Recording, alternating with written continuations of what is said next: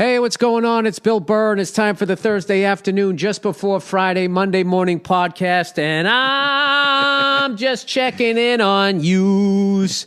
As you can hear, the chuckling in the background, we have a very special guest here. Very special. I'm becoming more social with my podcast. That's good. You should open up a little. I know. I usually don't have guests too often. What the fuck am I doing with this? And this is what becomes the problem, because I have my little system how to do it. We have the wonderful Tom Papa.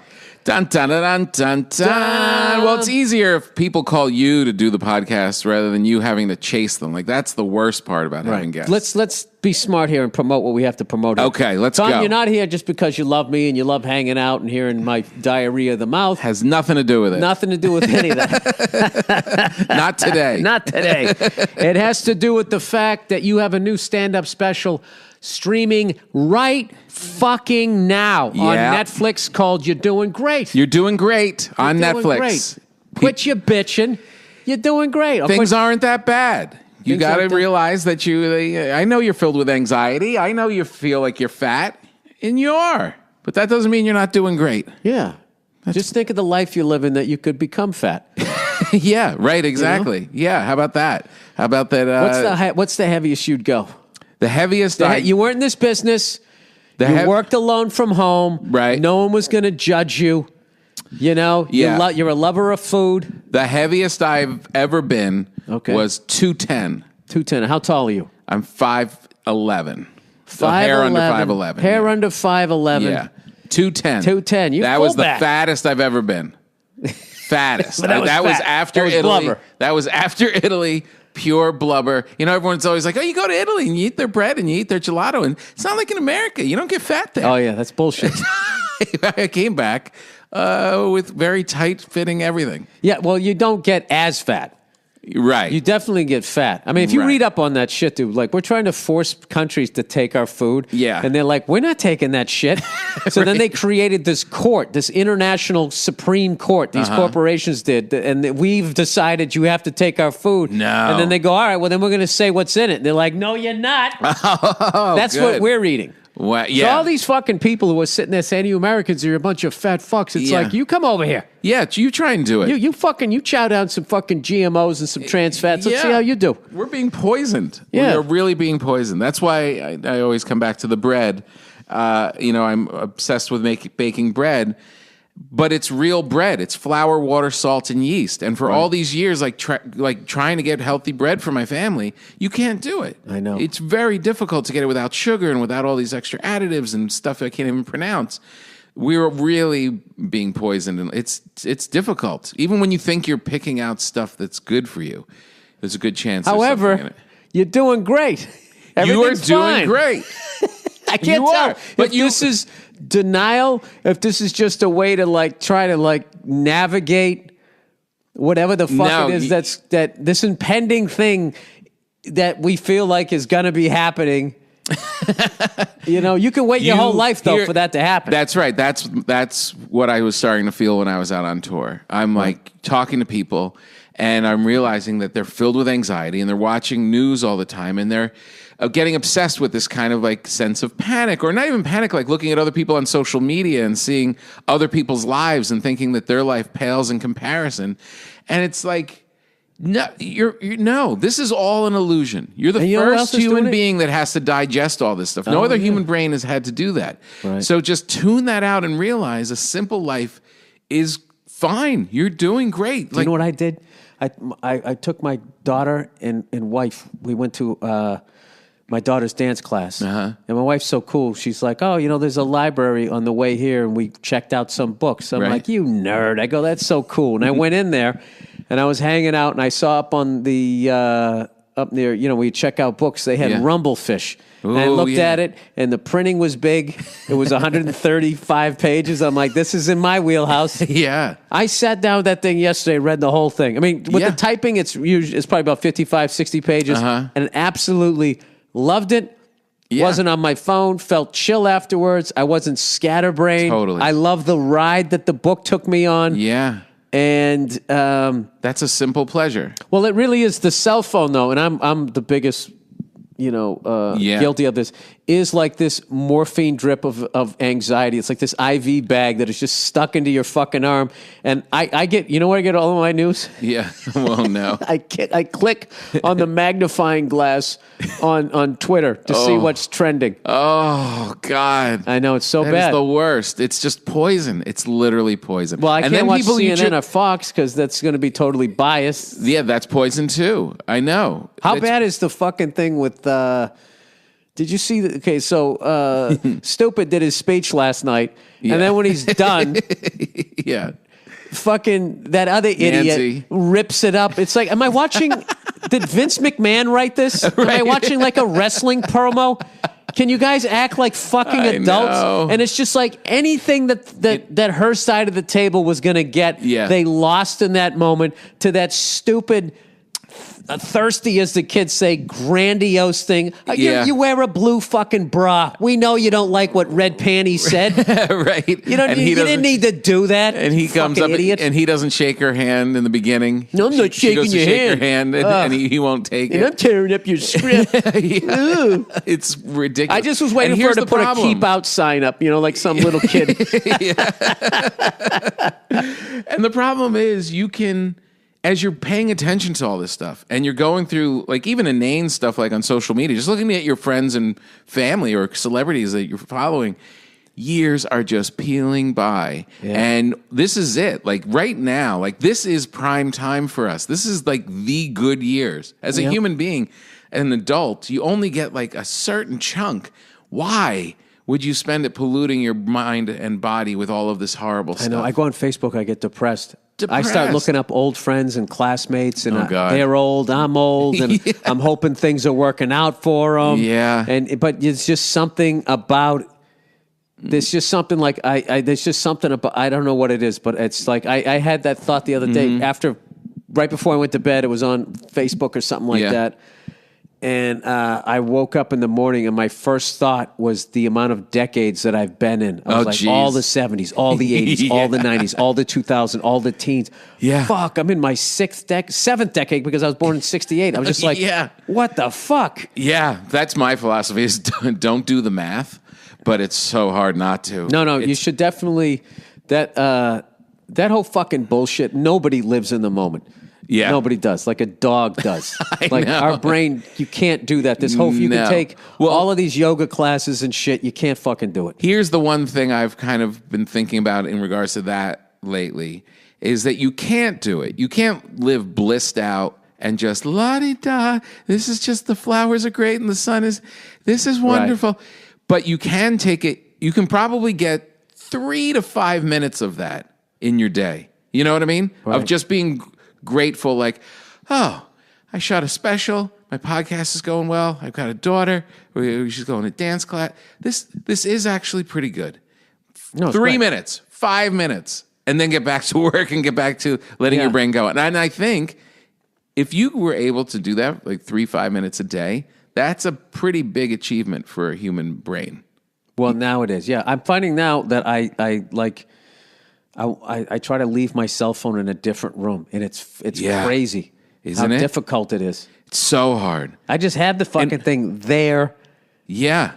Me and my wife, we hey, let's watch this TV show, right? Which is stupid. We never used to have a TV in the bedroom. Now we do. And we'll just be sitting there. And then, like, just in different times during the show, all of a sudden, she's on her phone. Yep. I'm on my phone. Yep. Something's said, and then I look it up. Yeah. And I'm thinking, all the work somebody made, the Yeah. 14-hour days to create this fucking thing over how many months? Yeah. And I'm going to spend half of it looking at my phone. Checking your likes. Watching Nancy Pelosi tear up the speech of Trump after Trump didn't shake her hand. Yeah. And then read the comments of somebody such a fucking idiot that they're going to fucking sit there and try to get people going. Yeah, and start a fight. Hey, well, oh, great, we can all fight on this now. Look at this, guys. We can fight on this like dogs with like a bone. Yeah. Now we can all know. I on almost this. commented on something today because there was something on the tight end for the San Francisco 49ers. There was a video of him standing on the sideline when 49ers knew they were going to lose. He was he was just like, this isn't going to define me. I'm definitely going to be back. I'm not going out like this and blah, blah, blah, blah. Yeah. And then all these fucking assholes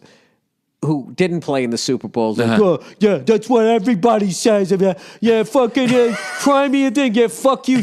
Dan Marino said that. And I'm like, you guys are mad that this guy is taking a crushing defeat in a positive way? Right. Yeah. What's wrong? Yeah, exactly. Yeah, I don't know. No, it's the noise. And look, I do it too. I participate in it. I dive into it. I get all muddy with it.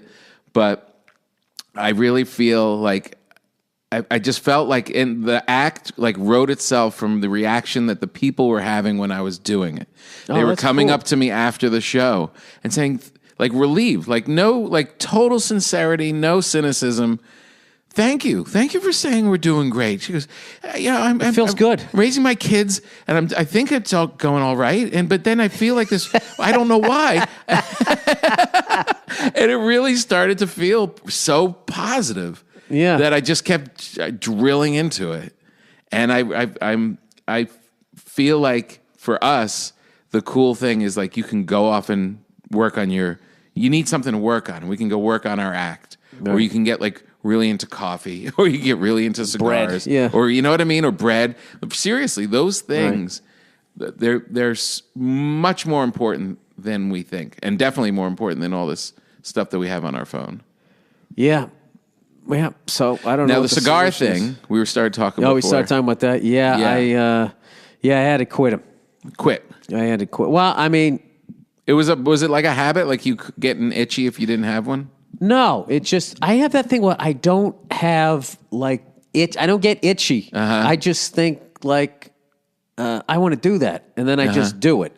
Right. So yeah, it's the same reason why I try not to have ice cream, cookies, and candy around, because I'll fucking eat it. Right.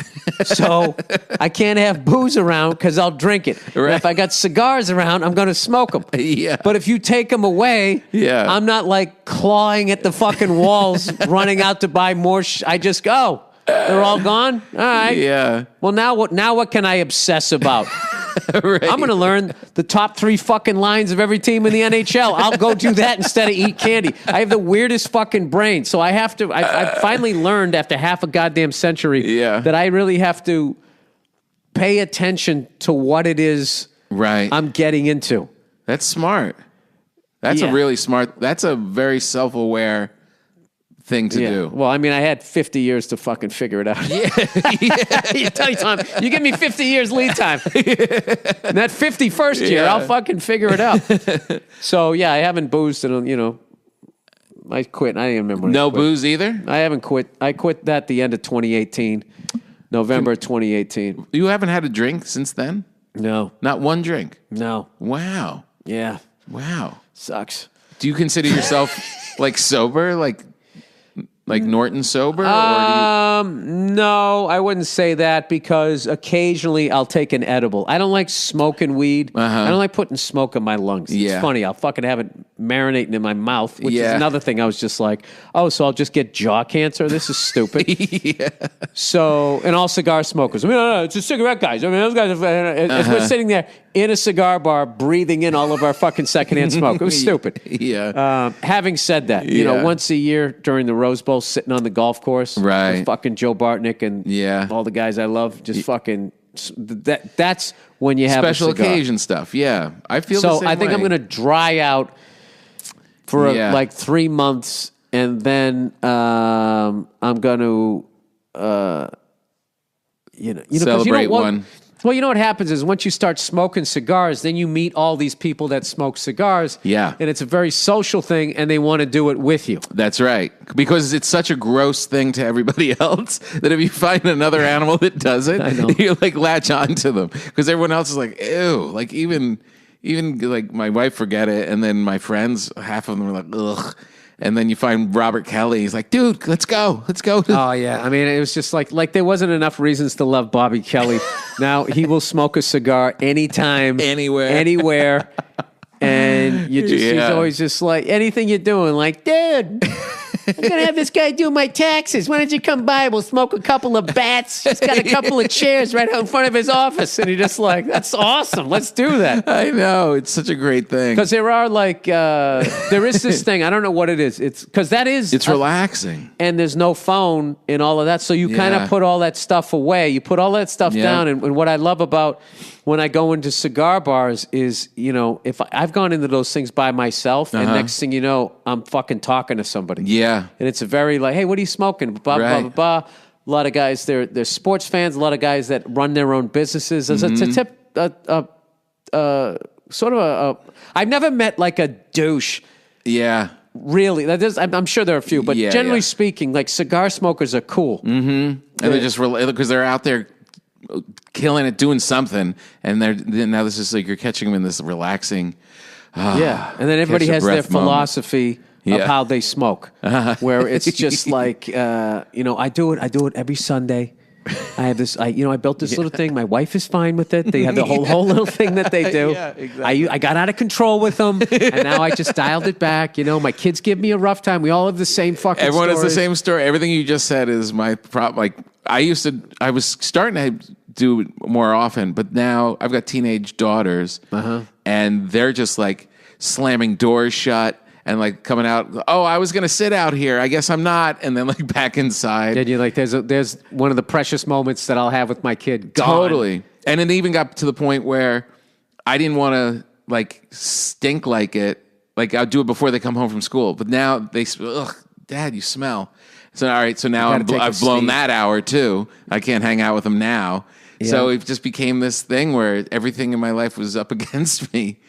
My father does it every day. My daughter's done. Oh, how old is he? He's 74. I love it. Yeah. That's one for our side. And he just shrunk the size of them. He smokes those like nubs. Like they're like I half. love those things. He just I was smokes talking to that. your dad at your Christmas party about that. Yeah. The nubs. I love the nubs. Yeah, he really that. It's shorter. He gets his fix, but he does it every single day. Well, I bottomed out. I do that podcast, once a month with Bert Kreischer, the Bill Burt podcast. So we were going to smoke cigars, which, was going to look obnoxious. So we just decided to smoke these really big, stupid ones. And you ever seen those cigars? They're like a 90 gauge. It looks like a fucking deli pickle. Yeah. So we Yeah. smoked one of those fucking things. It's like Cape Fear, right? Dude, it was just like, yeah, you were like a fucking blow-up doll mouth trying to fucking suck on those things. And Yeah. something happened that day where I was walking out to my car and I wasn't limping, but I wasn't walking straight.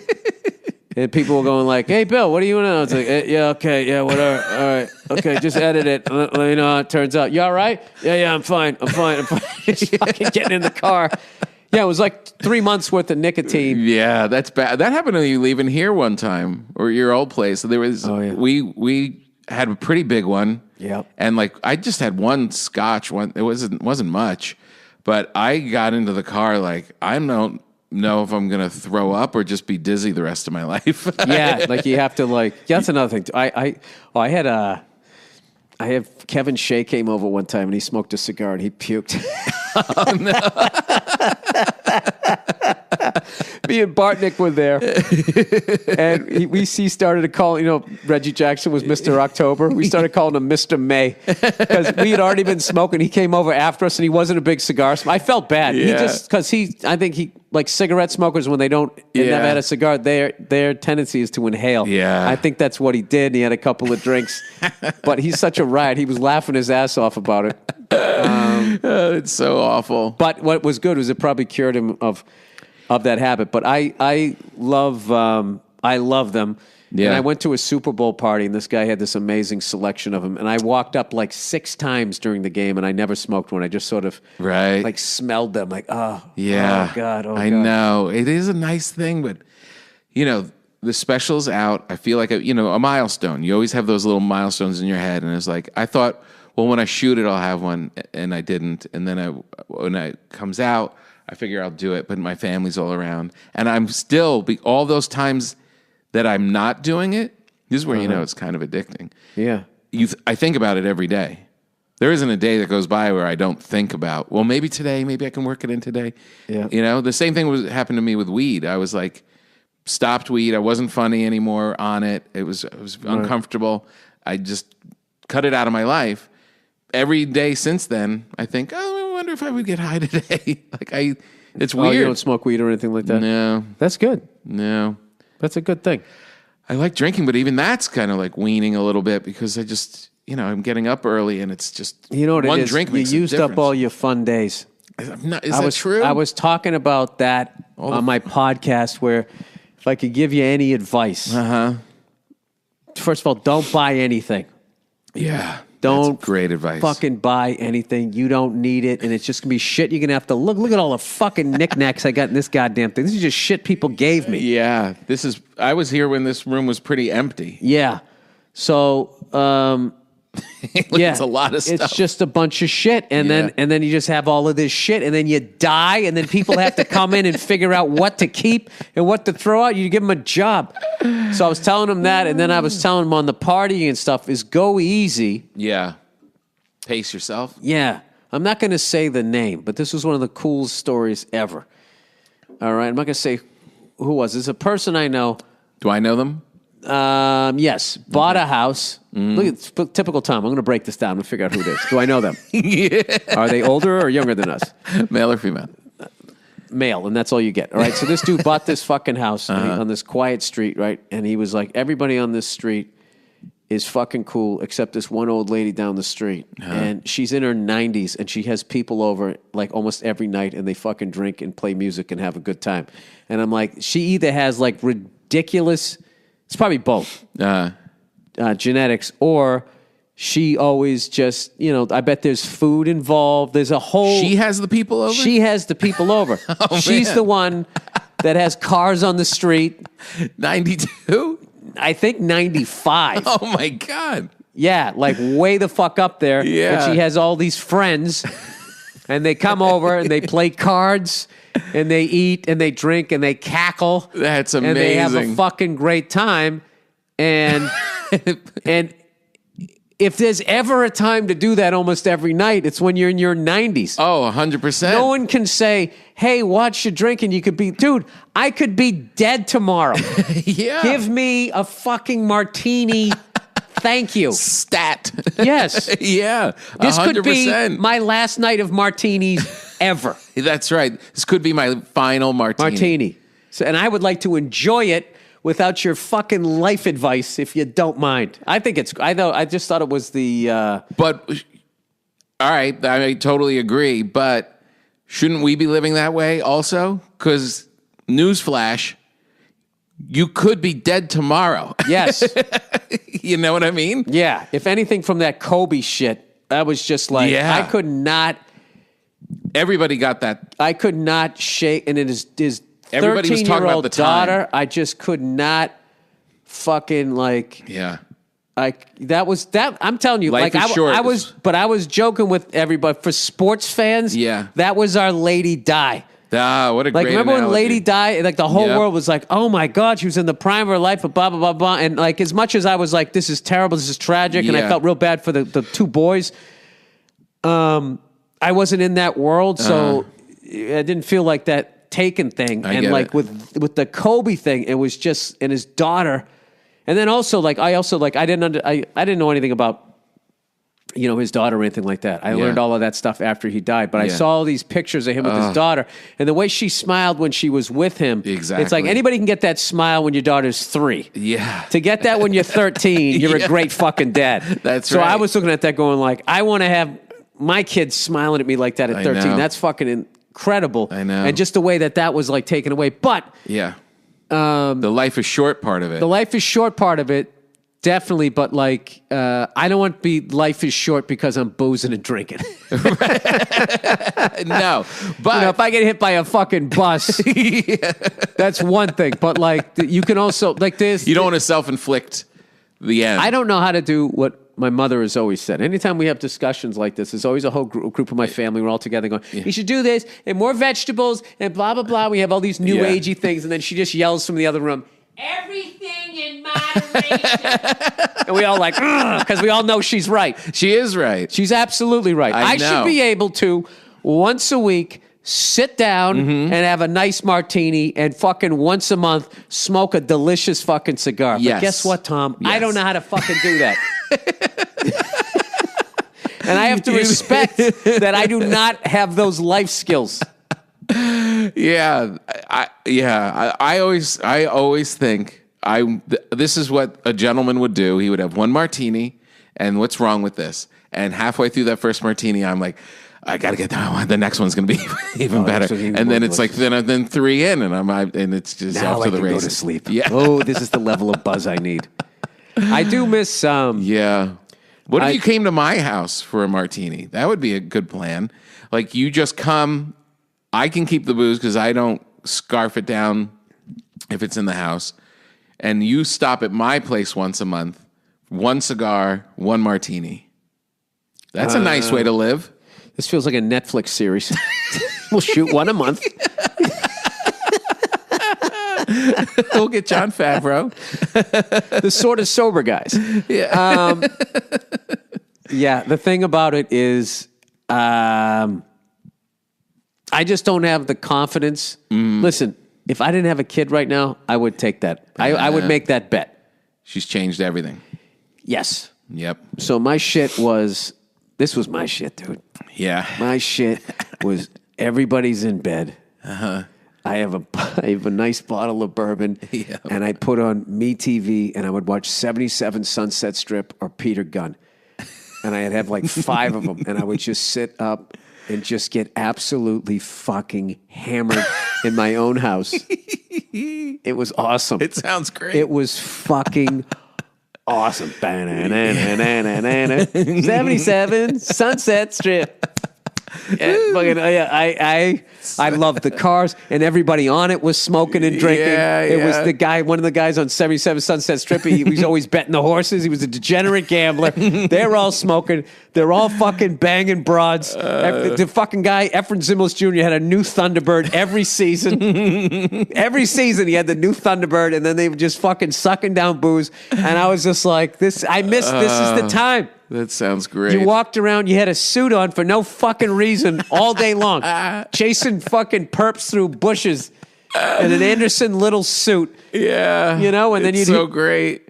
That is so perfect. What is that line he said? Hey, you got a pretty active elbow for lunchtime or something like that. Talking about this guy up. He said this I forget how he said an active elbow. Yeah. Because he's drinking. Yeah, because he was on like his third... You know who was playing the role? The booze hound? It was the guy who ended up playing the professor on Gilligan's Island, because that was another thing I love to do, where I would look up, who's this actor? Who's this guy? Like I found like one of those episodes I watched in Peter Gunn, I found like the first African-American guy to get his SAG card. Wow. Because I was like, wow, that guy's really good. Who is that guy? And he was like really old. Right. And he fucking crushed the part. I saw a young Gavin McLeod playing a gangster. That's amazing. Still bald. Amazing. In like 1950, he was riding, they killed this guy in the back of a 55... Chrysler New Yorker or the Chrysler Imperial. I always get those two cars confused. It was a 1955 stretch limo for back then, which meant it was about 3 feet longer with a little bar in there. And they whacked this guy in the beginning, and then there was this dude playing racquetball. He was a sinister fucking guy going, who the fuck is this guy? And I looked it up. I'm like, oh my God, it's fucking Gavin McLeod. Hey, amazing. Mayor. I love when he called him Mayor. Hey, Mayor. He was great on Mary Tyler Moore. Yeah. Got his own series. Great. Yeah. Oh my God. He was so great. That sounds like a dream. How many days a week would you do this? Oh, like 6. Wow. Like it just became this thing that I would do. Yeah. And that was every other night. Then it just became every night. And then my growing up playing sports thing would be how I would look at the bottles. Like I can defeat that thing in 3 nights, a third. It just didn't make any sense. And then I got into like the ice cubes. Yeah. And then there was a guy down in El Segundo who made these fucking glasses. I still have them. They're great. Where there's a giant, what looks like a giant ice cube in it, but it's also made out of glass. It's super heavy. So then you put it in the freezer.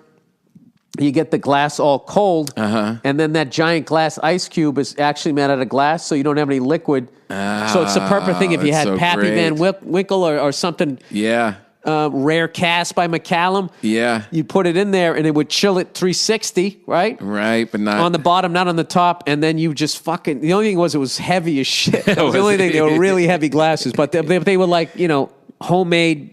things or whatever, and I ordered those. I gave them to a couple of my friends who drank, and they all loved him. Right. And so I had that going on. So it was this whole little... Your head's too busy. Your head is too... It's the ritual. Like, I Yeah. love the ritual. I love the whole fucking ritual of smoking a cigar. I know. The I think about you every time I smoke a cigar. Yeah. Because you got so into just the match and how to light it, and then the reverse puff at the end when you get down to the last Tony quarter. V showed me that was the what do you call it? Gas? You got to gas the cigar if it starts tasting Yeah. funny in the middle of it or whatever. Yeah. He would do this thing where he would light a match, and rather than draw in, he blows out, Yeah. and then he takes in the end of the cigar is like lit, like almost like you're trying to light it, and then he pulls it away, and as he's blowing out, that's the oxygen that keeps the flame going. It looks like the back of the Batmobile. Right. Yeah, degassing it. You got to Degassing degas it, and then you taste it, and then in your next inhale, your next draw, it's like clean. Yeah, it's not so dirty. Yeah. Oh, there's not the ash or It really whatever was works. yeah, it's incredible. I know. No, I think about it all the time. But you are very much into just even the way you describe the car, or you don't go lightly. You don't think about these things lightly. They become an obsession. I do. I got into Humphrey Bogart, and I started watching all of his fucking films. I did it with Harvey Keitel. I did it with all of them. Yeah. All the fucking great leading men. Lee Yeah. Marvin, all of them. I just sat down and start watching them. So I was watching, I got to show you this thing Humphrey if I can Bogart's do it. amazing, by the way. What's his face? Newsflash. I was watching, yeah.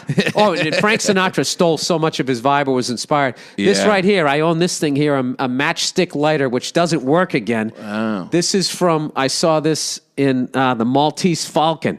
With So- the fat man? Yeah, so this was like, I saw him take this thing like this, and he just, see that? Oh, yeah. Yeah, like it lights, and then this thing catches a little bit of flint here on the end of this. This lit on fire, and he lit her cigarette. And so this sits in like lighter fluid. Right. And look at the whole Art Deco style So- of it. And I literally looked up, I'm like, what in the fuck is that? And then I bought one, and then I found this fucking guy in the middle of Michigan who rebuilds them. Oh, And my I sent, God. and I called him up, and he was like, just that kind of guy. He's just like, well, what is it? He knew what year it was. Absolutely. And I was telling him like the whole thing. And he built that? he rebuilt the inside of it because it didn't work. So he, So that was an original from the era. oh yeah, no, this is this. You can buy these online. Feel how heavy Oh, wow. that fucking thing is. Yeah, it's beautiful. So I think I just need more lighter fluid possibly in there. Yeah, it looks like at the bottom's a little. Yeah, a little wonky. Yeah. So and then I totally got Maybe it was into that. looking Then I totally got into Art Deco, and the next thing you know, I was going online and I was looking at Art Deco bars, and I found this amazing one that was like in Czechoslovakia, and I'm like, and it cost only, it cost $4,000 and $180,000 to ship it over here. I'm like, okay, I can't do that one. There's got to be somebody out there, and I just, so I do that with booze and cigars and shit. So I have to like really. Yeah.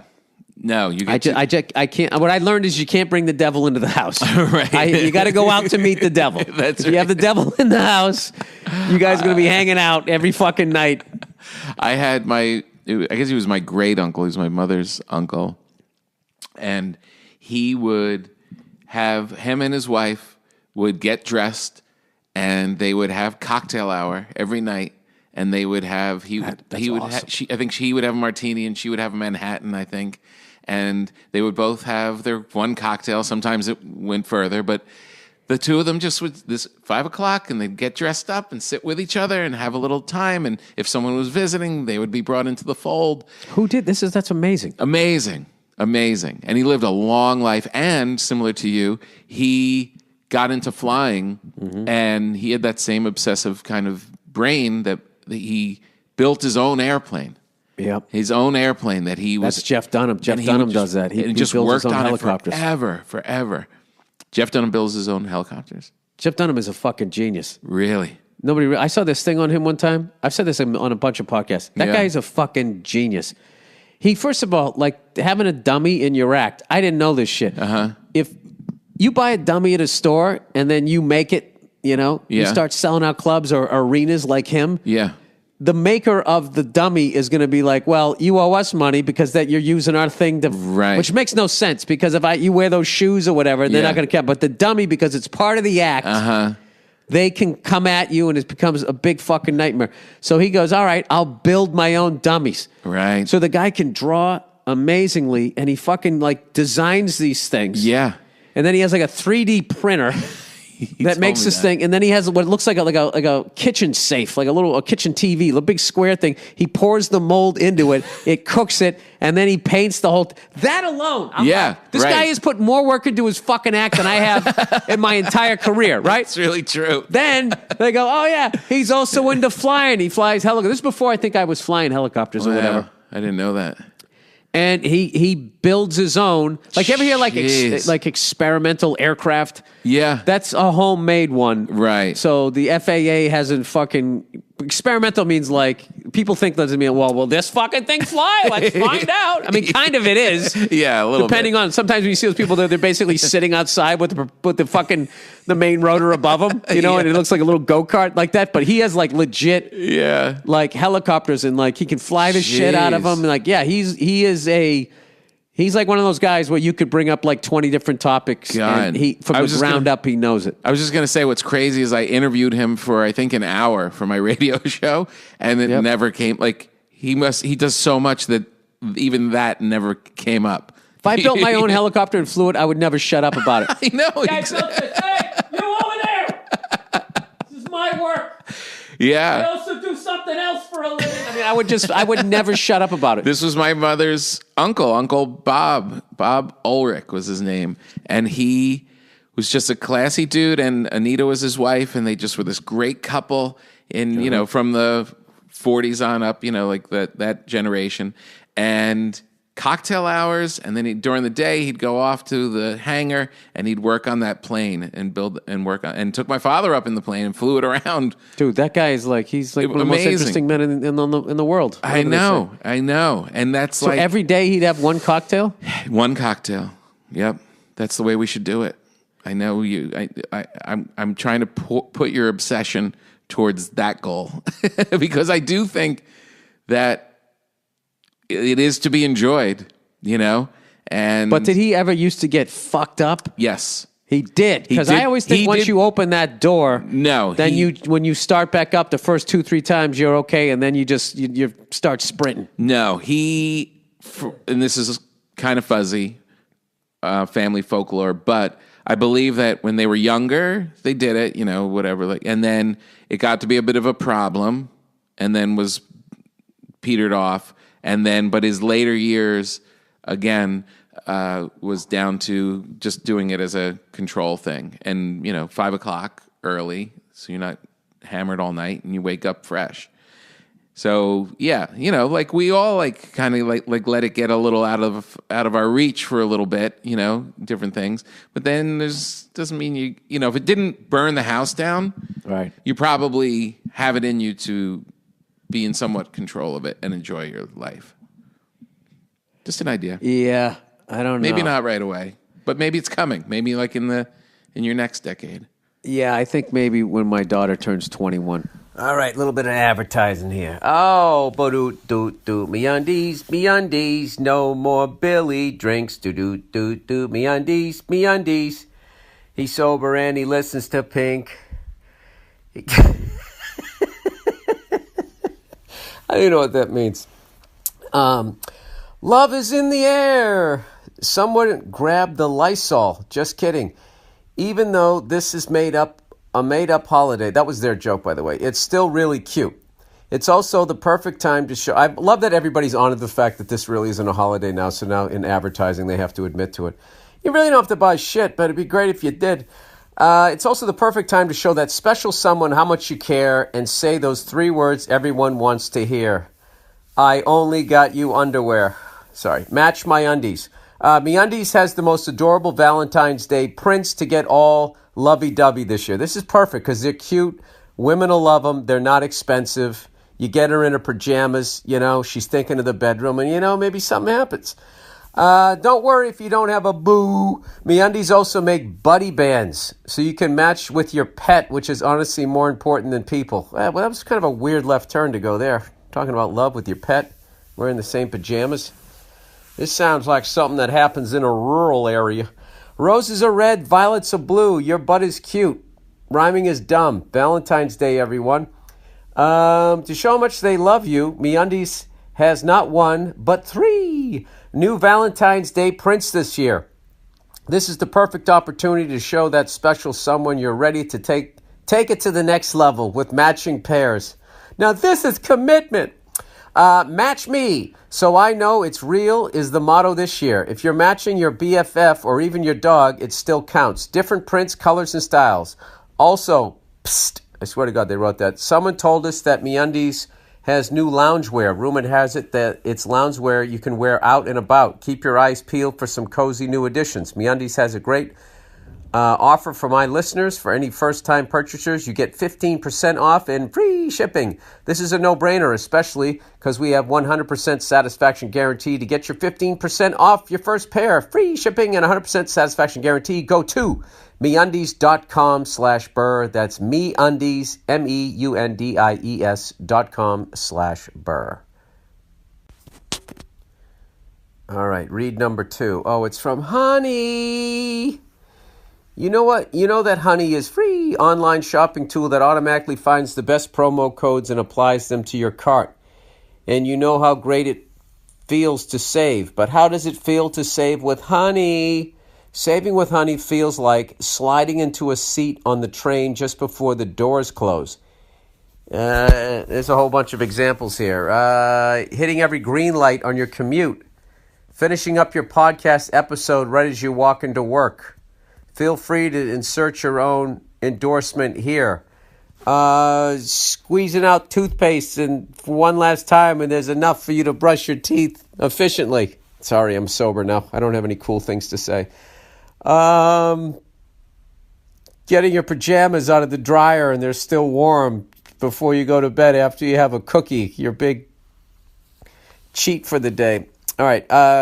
Please interject a personal experience of how Honey has saved you money if you recently saved on a gift for someone. Mention that. For instance, what did you buy? Oh, Jesus Christ. Where's the advertising here? Honey has found its over 18 million members, over $2 billion in savings. Did you know Honey supports over 30,000 stores online, including Macy's, Target, Sephora, Best Buy, and more? And they're adding more every day. Users love Honey. That's why it has over 100,000 5-star reviews on the Google Chrome store. Using Honey feels pretty great. Think of it as a little daily victory.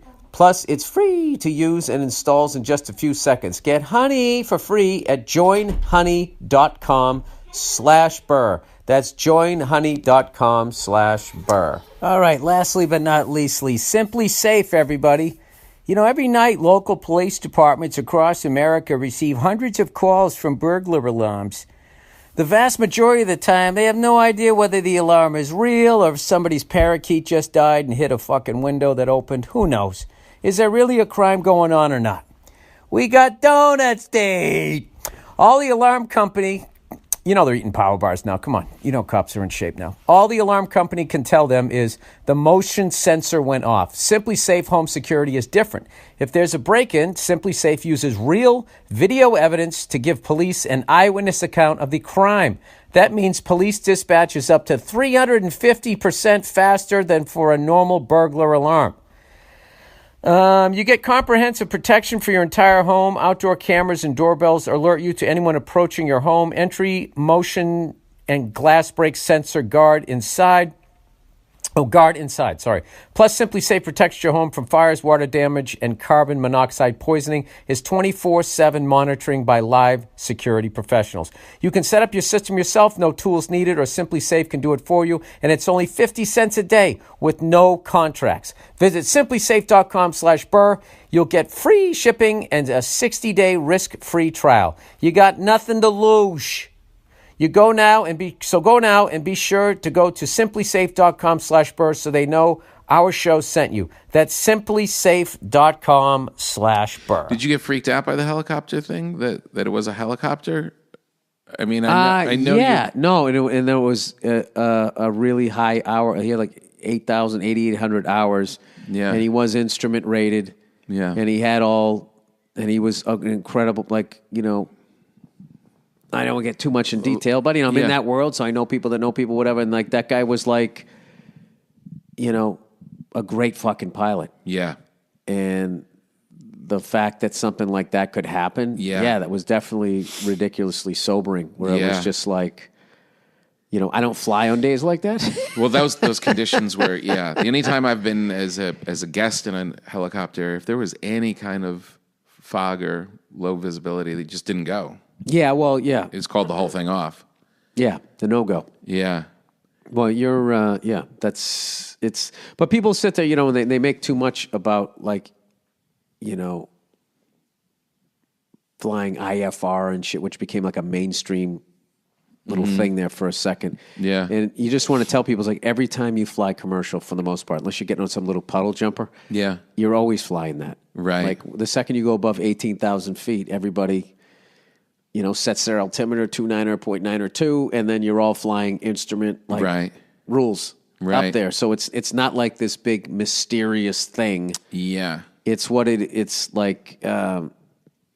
It's just, I don't know. I want to get into it because I'm not going to sit here and fucking, I'd be like those assholes who watch like the Super Bowl. Right. Shit, who don't play and blah, blah, blah. It's like, I have 230 hours.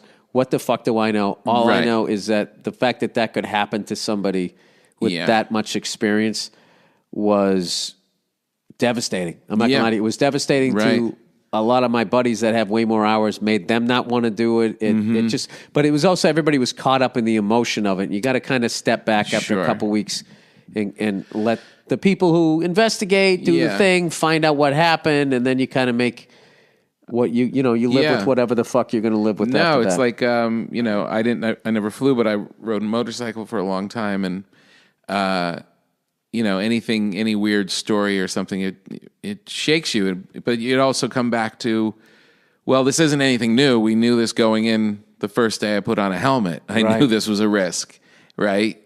So it's not like, if the anything, one that got me is I had a guy come out to my show when I was down in, I was doing one of the improvs, and this guy came in, really nice guy, and he said, I was listening to your podcast, it really got me through some stuff. I said, oh, thank you. I said, what happened? He goes, I got in a motorcycle accident. And he wasn't doing anything wrong. He went through a green light, and this older couple just went through a red light. Yeah. Weren't paying attention. Crushed his leg, and he lost his leg. And I was just like, ugh. Yeah, and I was just like, fuck. Ouch. So let me ask you this. So here's my big question. I love big questions. All right. Well, here's one for you. Why is everything that's fucking fun bad for you? Why can it all kill you? Why does fun always kill you? Because motorcycles, aviation, drinking, smoking. Yeah. Rich foods. Yeah. Right. And then Sugar. why is everything that's not exciting make you live forever? Brussels sprouts, greens, books, smoothies. Yeah. Why? What is that fucking... It's like a big fucking joke. Do you realize whoever made this fucking thing, if he just or she just flipped that thing, right? Yeah, right. I'll tell you what it is. Fucking fun that we would be having. I know. But can you imagine if, I mean, it's an old hacky bit, but really, it's smoking cigars and boozing and eating fucking burgers and fries gave you a six-pack. We'd all look great. I know. We'd all look fucking great. We'd all want to bang each other, which would keep the fucking human race going. Right. We'd all be happy. I know. The thing is, things that we do that take us to the edge make you feel more alive. They make you feel more present. You're at risk. Makes you feel more alive, yeah. It makes you feel when you go up in a helicopter or if I take off 100 miles an hour on a motorcycle, that's living. Can't you fuck went up. to the edge. Yeah, you're not thinking about anything else. No, everything is dialed in, everything is focused. And then to a lesser degree, drinking and smoking, you still are coming out of yourself, you're still going to an edge. And those things make you feel very alive and very present, but they're also dangerous. And you can't do them all the time. Like it's just there's a price to be paid for going all the way there.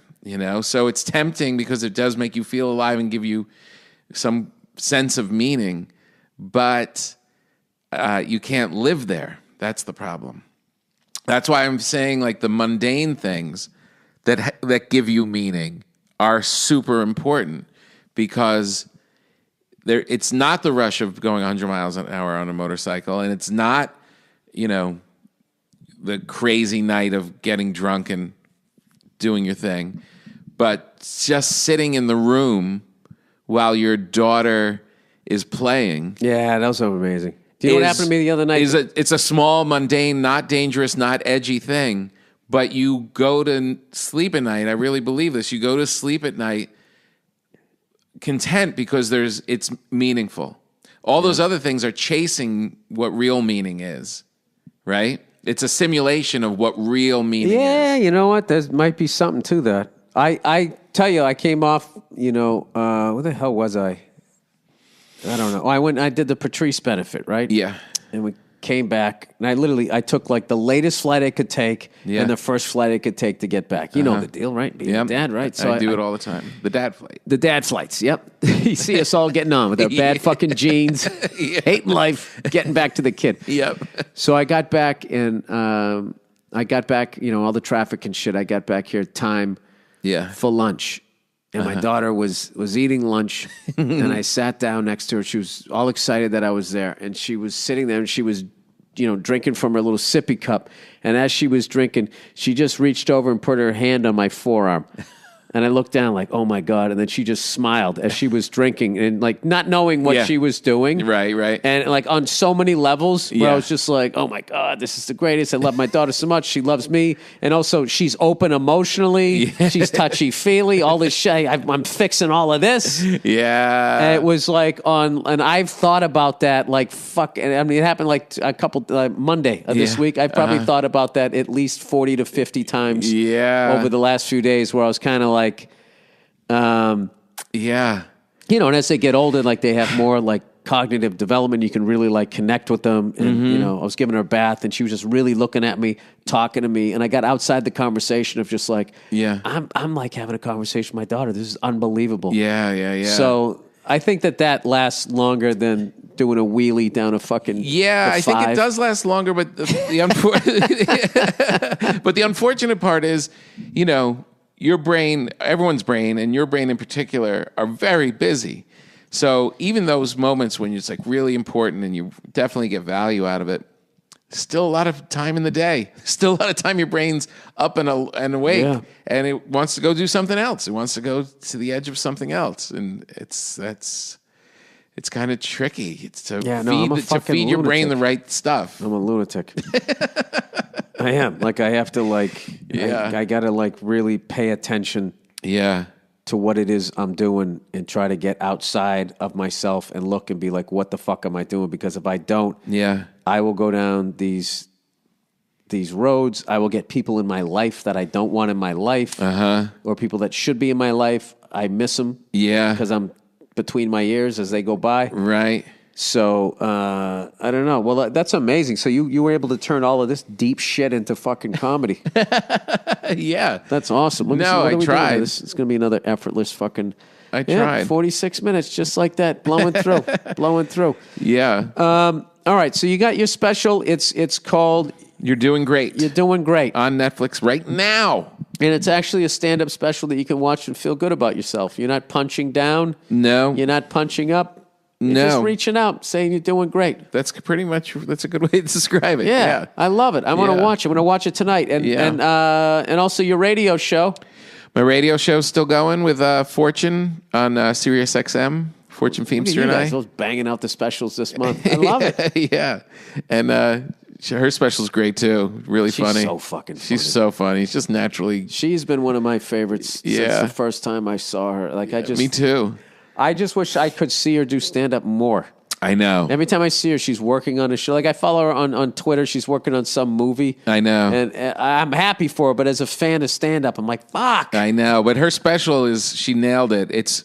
I was so proud of her. Like, I've only been really close with her for a short while, but I was really proud because it's not just like a good special. It's packed with jokes. Like, she's just bam, bam, bam, and it's meaningful. It's got her life story, and it's really good. And so, but we're doing that still 4 days a week on Sirius. Yeah, I remember way back. Getting up super early. First met her, she was working on Chelsea's show. Yeah. And I remember I used to say to her all the time, I mean, it's great you're on that show, but I'm telling you, You are a star. You can go out and make a fortune on the fucking road. Get back in the clubs. Yeah, I know. And she's like, "Oh, you're so nice." You know? Like, no. Well, she comes from an improv background, like Oh, really? yeah, like the Groundlings Dude, kind she's of a stuff. beast. Good Lord, she can do that too? Yeah. No, she's that's why What the hell's Lauren Michaels on this one? Yeah, no Good kidding. Lord. Get her in there. Right. Good point. Really good point. Yeah, that would, if she can do all of that, good. Yeah. No. Whatever. Everybody gets what they're supposed to get. Yeah, She'll she's host on a the good show path. sometime. She's on a good path. But I reckon you should watch her special too. It's definitely good. All right. And everything's good, man. Everything's great, Tom. Everything's Let's great. keep it on brand. Yeah.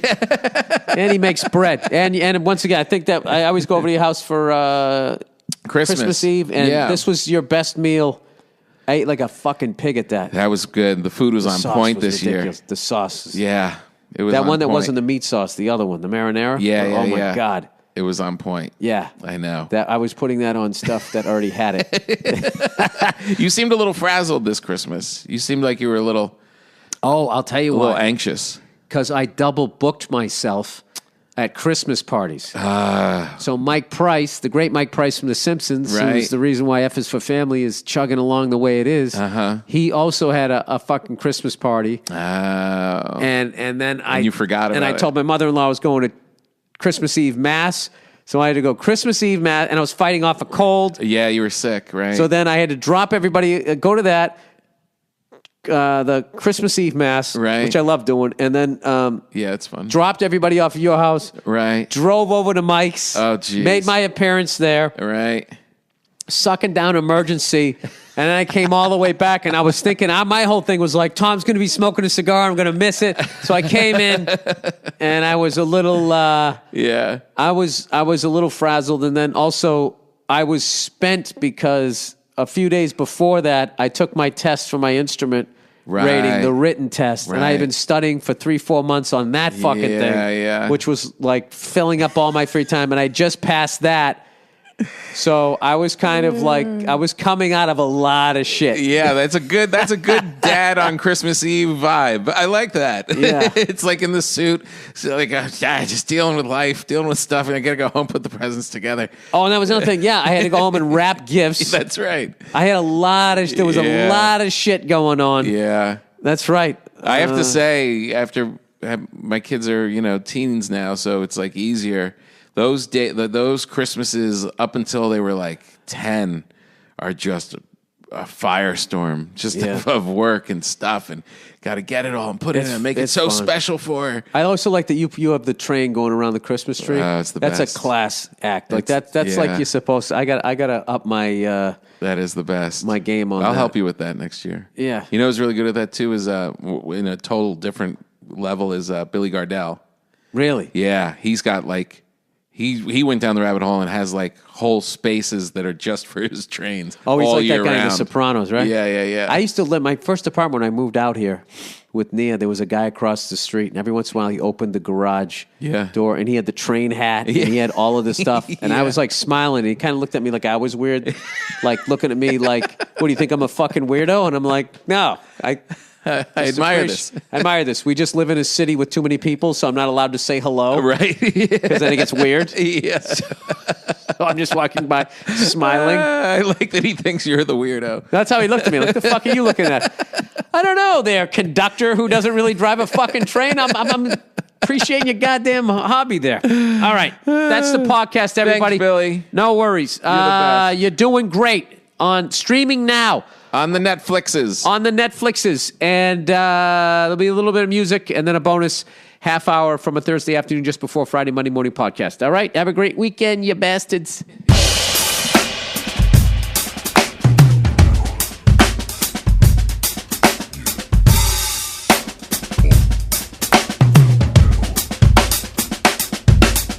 Hey, what's going on? It's Bill Burr, and it's the Monday Morning Podcast for Monday, February 6th, 2012. What's going on? You know what the fuck's going on, you cunts. Jesus Christ. I'm actually recording this thing an hour and maybe hour and change after the Patriots just lost to the New York Giants. Congratulations to the Giants. Oh, my God, that game was fucking brutal. Brutal game. I got myself all mentally prepared to get our asses kicked. Because on paper, I was like, our defense isn't going to be good enough. And that front four of Adonises that they have that look like supersized linebackers. And next thing you know, we come out and we're playing with them and we're fun. I don't know. You know, we just didn't make the fucking plays when we needed to make the plays. That's all there is to it. The Giants did everything they could to give us the game. They blew the fucking calling 2 timeouts. I'm like, they're fucking up. They're unraveling. After we spotted them 9 points, it was like nobody wanted to win the game for a minute. We fucking stop them. We get the goddamn ball. First play of the game, you throw a 50-yard intentional ground in your own fucking end zone. You're down 2-0. All right, regroup. They're driving down the field. You make a play. You cause a fumble. You fall on it. Nice. Here we go. You got an extra guy on the field. And next thing you know, we're down 9-0. And guess who texts me? 9-0. Charlie Murphy. One of the classic fair weather fans of all time. I've known Charlie for years. I think we've had maybe 3 conversations about football. The Patriots even played the Giants and lost during the regular season to them. Do you think he even noticed? He's too busy down the dojo trying to figure out how to put his foot behind his head in case some motherfucker comes up to him and tries to steal his the chain off his neck. He doesn't know shit about football. He couldn't even fucking talk shit before the game. He waited till they were up 9-0. And he texts G-Men all day.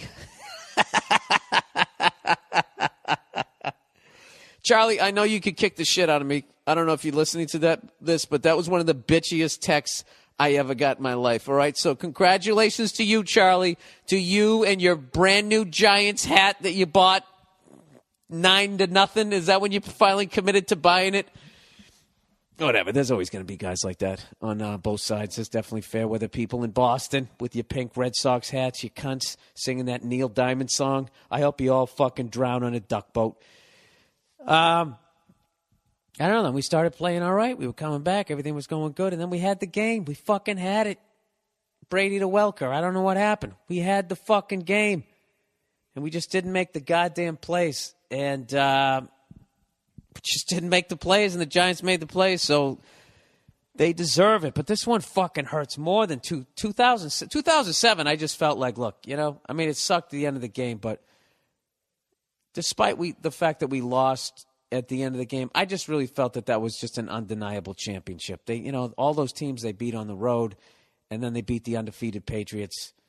I just, I always felt it was a shame the Patriots were undefeated because I never thought the Giants got credit because it wasn't the Giants won, it was the Patriots lost. Like, that was the fucking story. But this one hurts fucking more. But if you were a true sports fan, you saw what happened. All right? But this one was brutal because we had it. And I just felt like we just blew it. We fucking blew it. And I know it sounds like I'm taking away from the Giants. I'm not, because that fucking pass Eli made, even if there was nobody in front of him, to make that fucking pass down along the sideline,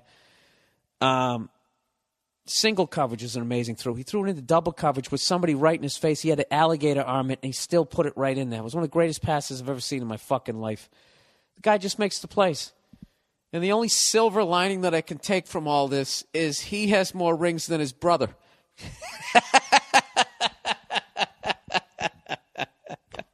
So there you go, Colt fans. Now what do you got to say? With your fucking Brady, Peyton Manning arguments, at least Tom Brady has more rings than his brother. Fuck. I'm really looking for an angle to try and talk shit. I can't. That's not what I do. I take my fucking lumps. The Giants deserve it. They're just a great fucking organization. And they got 4 Super Bowls, and that immediately moves them. They were sort of middle upper as far as historical football franchises. Now they got 4. All right? So you got Steelers got 6, 49ers and Cowboys got 5, and then they're tied with 4 with Green Bay. So they're up there with the Steelers, the Packers, the 49ers, and the Cowboys, man. That's great company. So you guys should be proud, man. It was fucking... Oh, God. I can't believe I got to do this fucking podcast. I can't even explain it. I felt like I had an ice cream in my hand, and I was about to put it in my mouth, and somebody knocked the fuck... I'm standing here with an empty cone. Oh, God, that was a fucking brutal one. That was a brutal fucking loss. They just fucking blew it. And you blew it! Whatever. You know, what am I going to do? It's not like, you know, I'm sure nobody in Cleveland has any fucking sympathy for me, all right?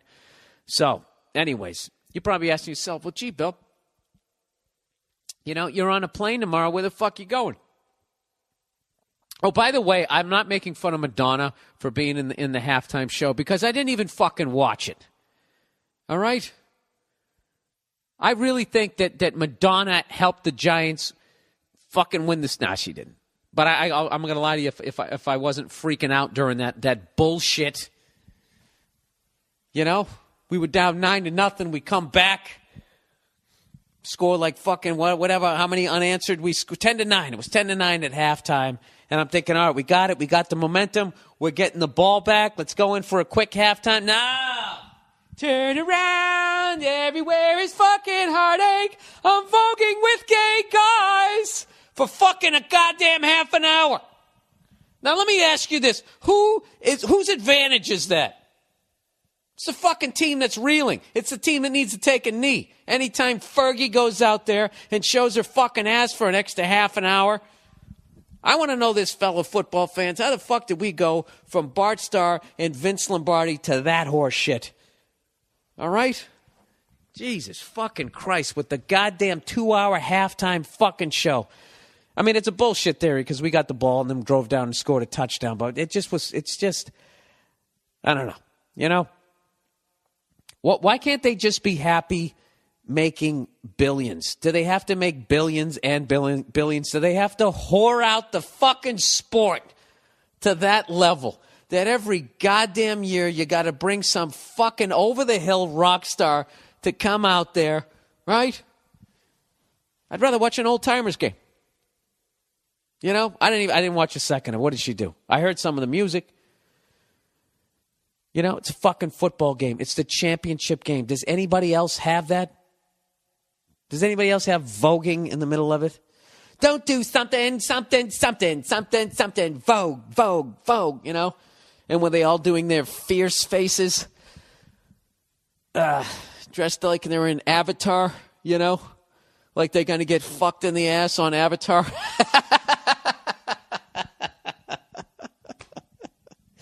Oh, he's a bitter sports fan today, people. You know?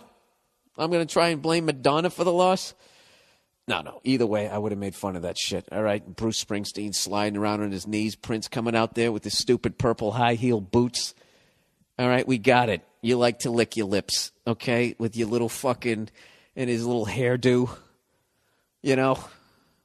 Coming out there in his little fucking jammy jams to go sing a fucking song with his curly Q guitar at a fucking football game.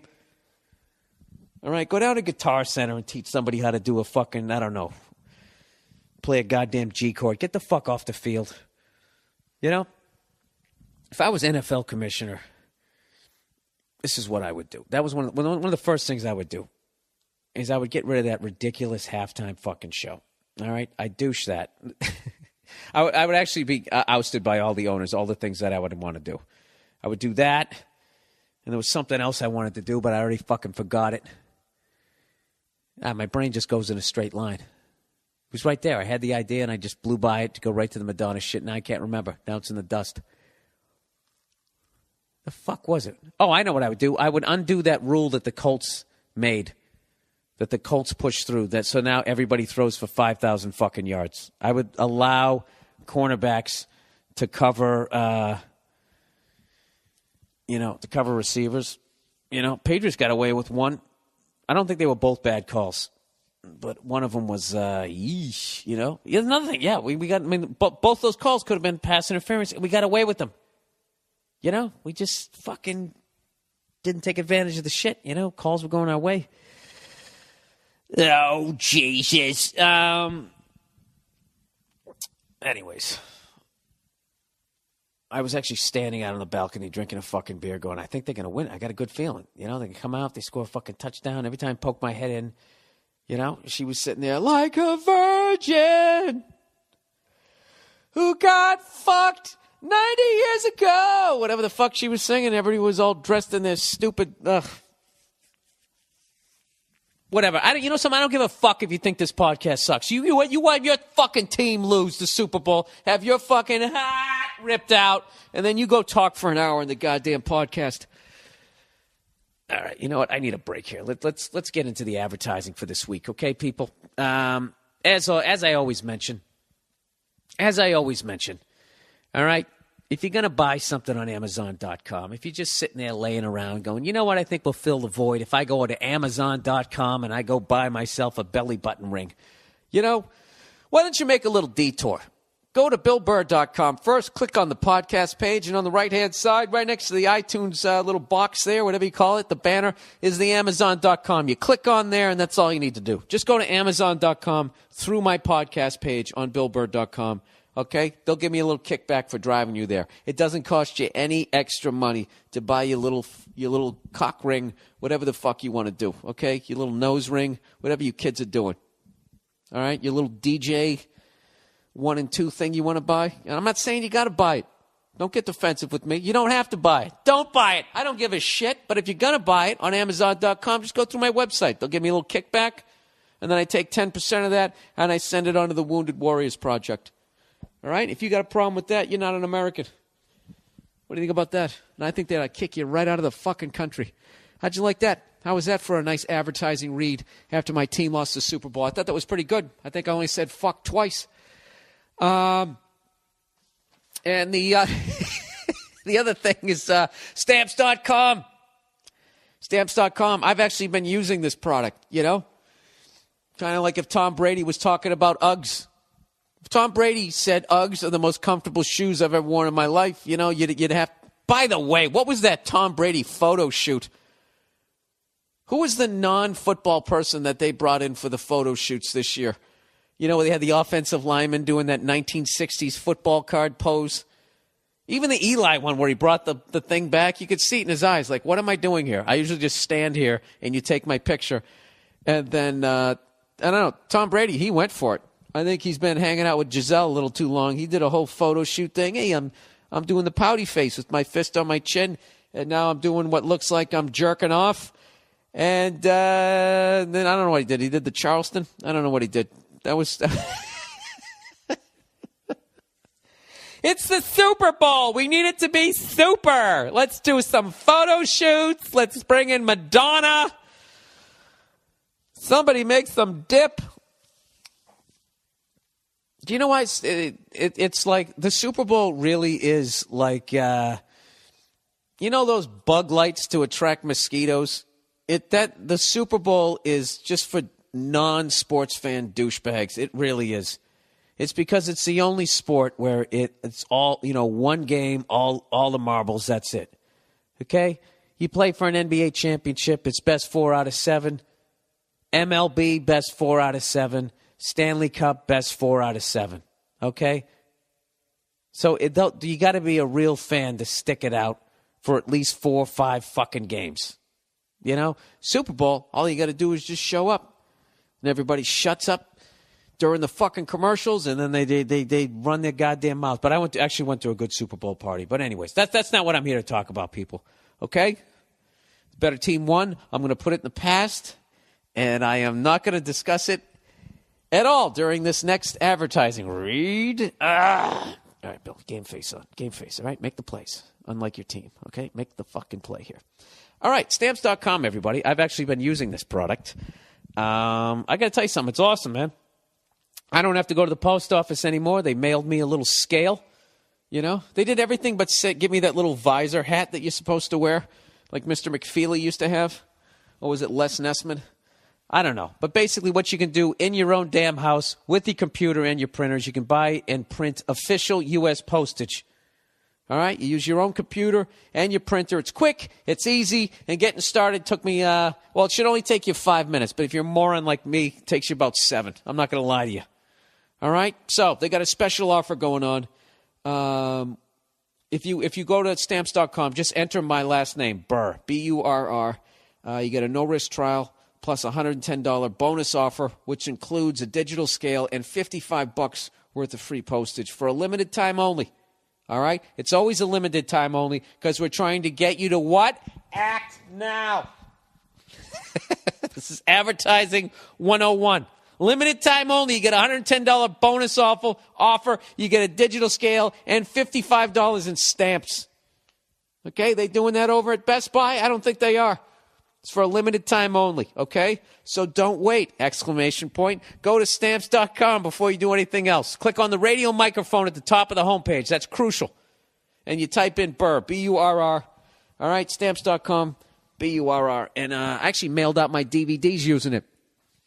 I didn't have to go down to the post office and stand, in line behind some old lady with dementia trying to mail a peanut butter and jelly sandwich to some guy who was in the Benny Goodman band who died in 1978. I didn't have to do that.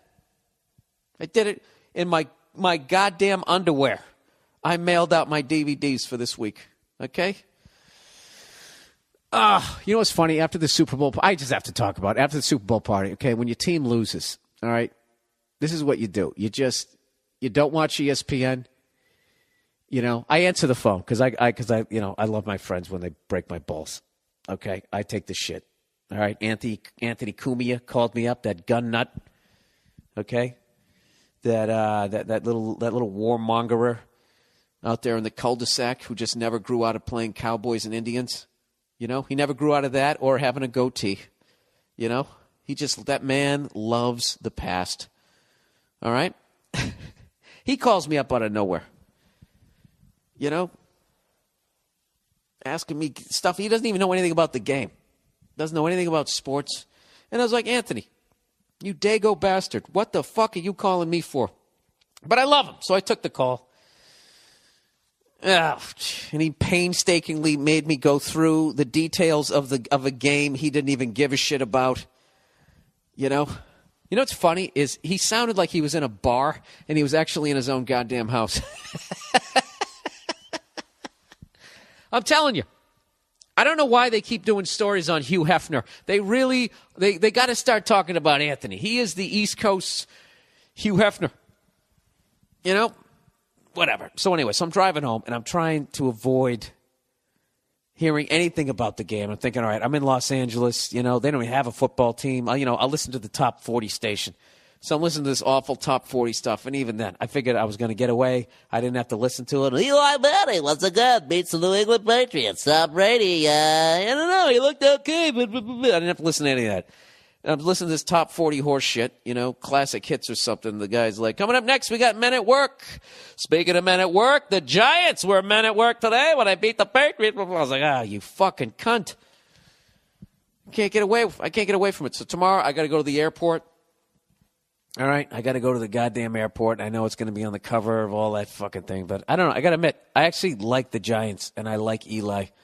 I do. I just like the style of football that they play, and I wish we would draft defensive fucking linemen that look like the guy. I got to tell you something. That kid there, whose dad was in the crowd, and they told that whole story about how his grandfather was blind, and he built half the town, and everything was where it was supposed to be, whatever the fucking story they were telling. That play where we were right down on the goal line, even though we scored, where they handed it to Ben Jarvis, Green Ellis, right? How the fuck he was able to tackle that guy for a loss? It's one of the most amazing plays I've ever seen. That's like some Lawrence Taylor shit, but he's doing it as a defensive tackle. It was frightening. It's funny. I was actually watching a game with one of the Patriots fans who was like one of those guys who cheers when the other team gets injured. And even all the other Pats fans were like, come on, man, really? You're going to bring that karma onto us? So, I don't know. What are you going to do? Here's two things, man. Here's two things that I want to give you guys a heads up on. Fans of Patrice O'Neal. Rolling Stone wrote a great article about him, a 4-page article. not some little blurb. This is a 4-page article, and, it's got all the big guys out there. Chris Rock, Louis C.K., everybody talking about, just how unbelievable a comedian he was. And I'm going to tell you right now, that you are the best of the best when guys like that go out of their way to mention it. And Rolling Stone is going to write 4 pages, honoring you and,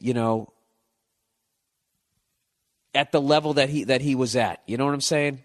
It's like, if somebody on Nurse Jackie died or something, because you're on Nurse Jackie. That was literally 4 pages because of what he did as a stand-up comedian. No bullshit. No, this is this guy from this movie. Here's the guy from the fucking trucks that turn into robots movie. Let's give this guy a piece. That was just straight up, this guy was such a beast. We're going to give up 4 pages. So I'm really happy that they did that. So definitely check that out. And, Patrice O'Neal CD, Mr. P, is coming out this week. I can't remember if it was February 5th or the 7th, but please download it off of iTunes. If you do anything, all right, please download it this week because all that money's going to go to his family, his wife, his stepdaughter, and his mom, and it would really mean a lot to me if you guys could download that. And what's the great thing about it is I'm telling you to download the material of the best comic I ever saw. All right, there.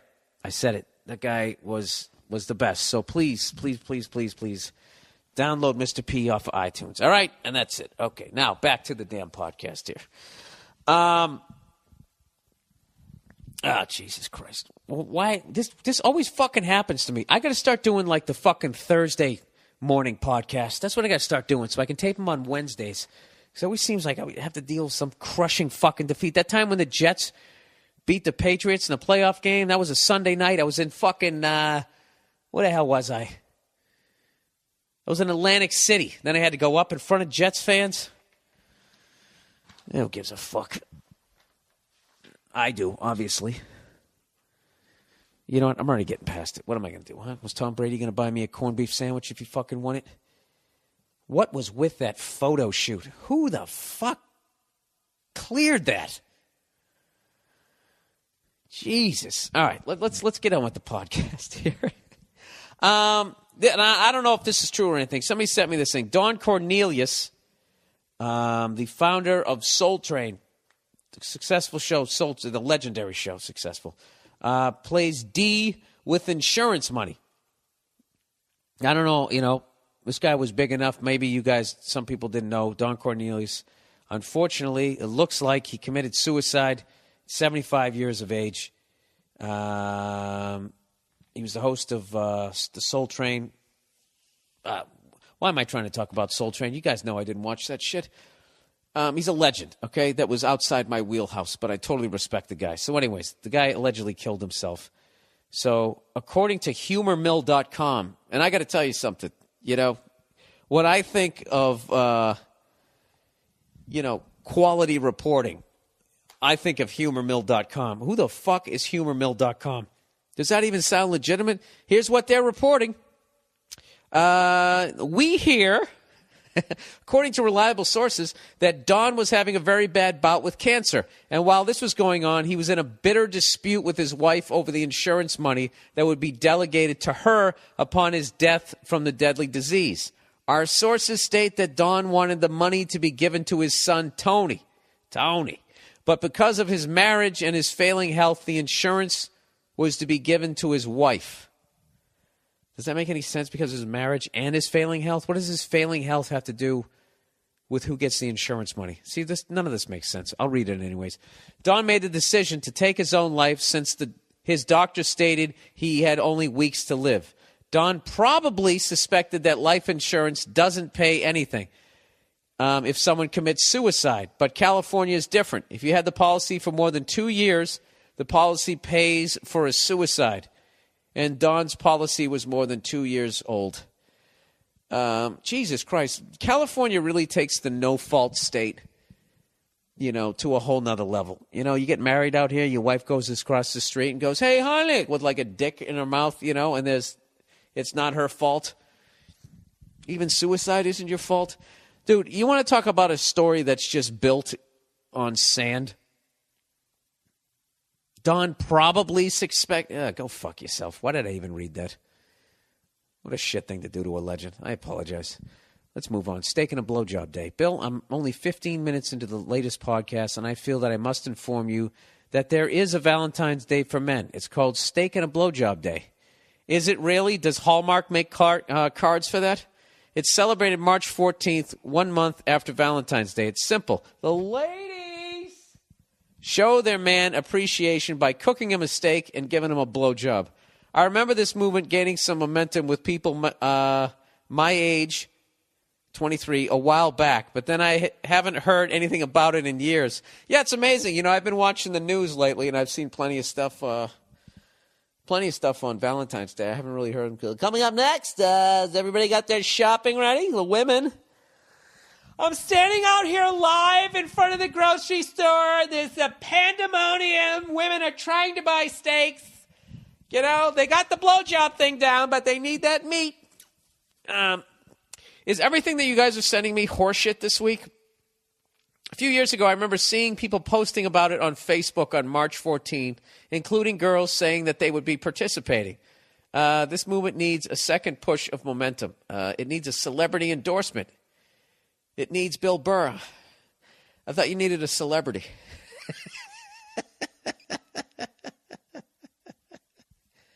What level of show business am I in? Okay, I feel like I'm slowly getting to VJ level. Am I as famous as a VJ? Maybe. Am I more recognizable than the Jack in the Box guy's voice? Anyways, I know you could explain and defend this holiday from haters. I'm pretty sure it started in your own hometown of Boston, too. Promote Steak and a Blowjob Day on the podcast and be a part of history. Dude, I don't know how to promote this. Well, I can give you some advice. First thing you need to do is you need to come up with a euphemism for blowjob. All right? Because if it's Steak and a Blowjob Day, you're really limiting, the amount of people that you can reach out to. It's like you kind of go in like death metal there. Like Hallmark isn't going to make, cutesy little cards with like dicks on them and like a fucking steak grilling in the background. Like, I don't know how the fuck you would do that. So, I don't know. My fucking team lost the Super Bowl. I can't even make Steak and a Blowjob Day funny. What the fuck do you want from me? I'm playing hurt on this one. Okay? Oh, my God. It's not that they lost. It's that they fucking blew it. They had it. They fucking had it. Just fucking catch the goddamn ball. Keep going down the field. Kick a little fucking field goal. Give it back to them. They've blown their 2 out of 3 timeouts.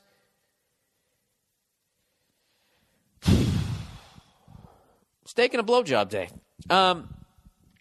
You know what? I'm so old. How about fuck off day? That's what I would like. Fuck off. Just 24 hours. Just fuck off. No, for 24 hours, I don't want to be in another room just getting comfortable in here.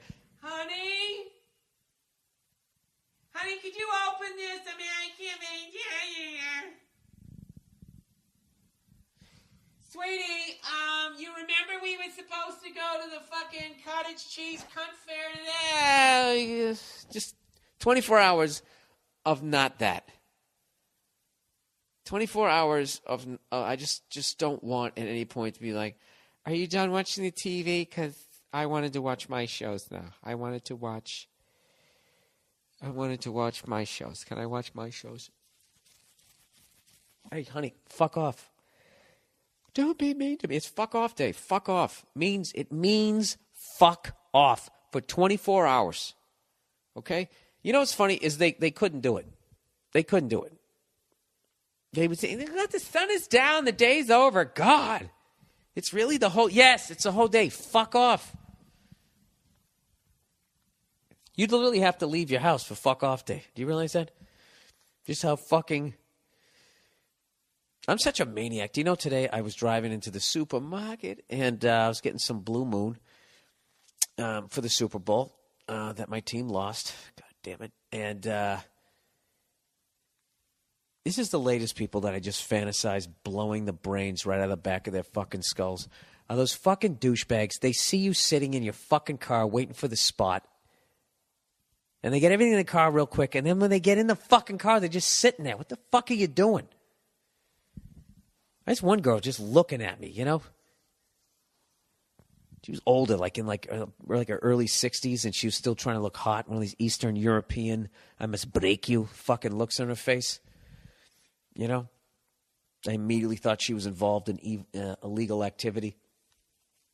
Does that make me racist? Or does it make me self-hating because they're considered white people in this country? Eastern European people all look fucking shady to me. They all look fucking shady. That they've either been in a gulag or sent somebody to the fuck. They're doing something. They got some sort of black market shit going on. They're just shady looking people, you know? I don't like them. Tell you right now, I don't trust them. There you go. That's my people. That's straight across the board. I don't fucking trust them. All right? My grandmother doesn't trust the Japanese because of Pearl Harbor. I don't trust the fucking Eastern Europeans because of the Cold War. My whole life I was told that they were going to fucking blow me up. I don't trust them. Jesus Christ. I don't know what the fuck I'm talking about. Stealing fruit. Hey, let's read this. Let's read this, shall we? Charlie Murphy right now is probably ordering Sports Illustrated and getting that little cheap-ass football, you know, dancing around, trying to act like he, you know, looking up football words. Stealing fruit. Hey, Bill, I've heard your views on the automated checkout machines, and it got me thinking.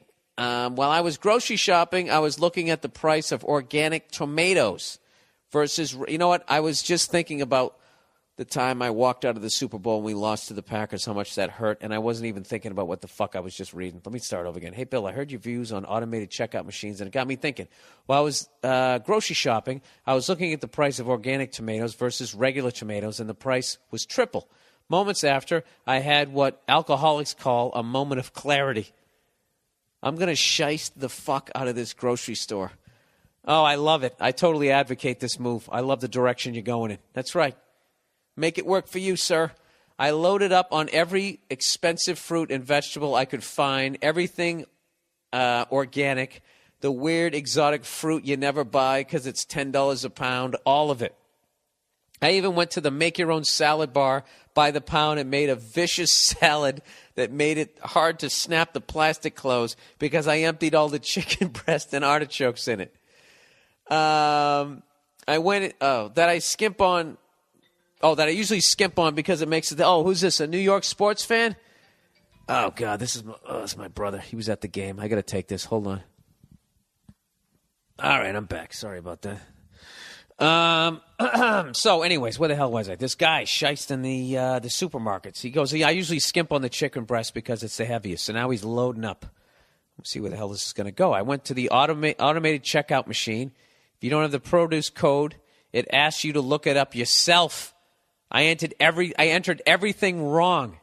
For some reason, I thought asparagus was parsley, and the rest of the shit was potatoes. I weighed everything and placed it in the bag. My voice is all cracking from screaming. The bag. Even the salad bar box somehow got entered as iceberg lettuce. It weighed it and told me to put it in the bag. I had my best foreign accent on deck just in case they caught on and tried to bust me.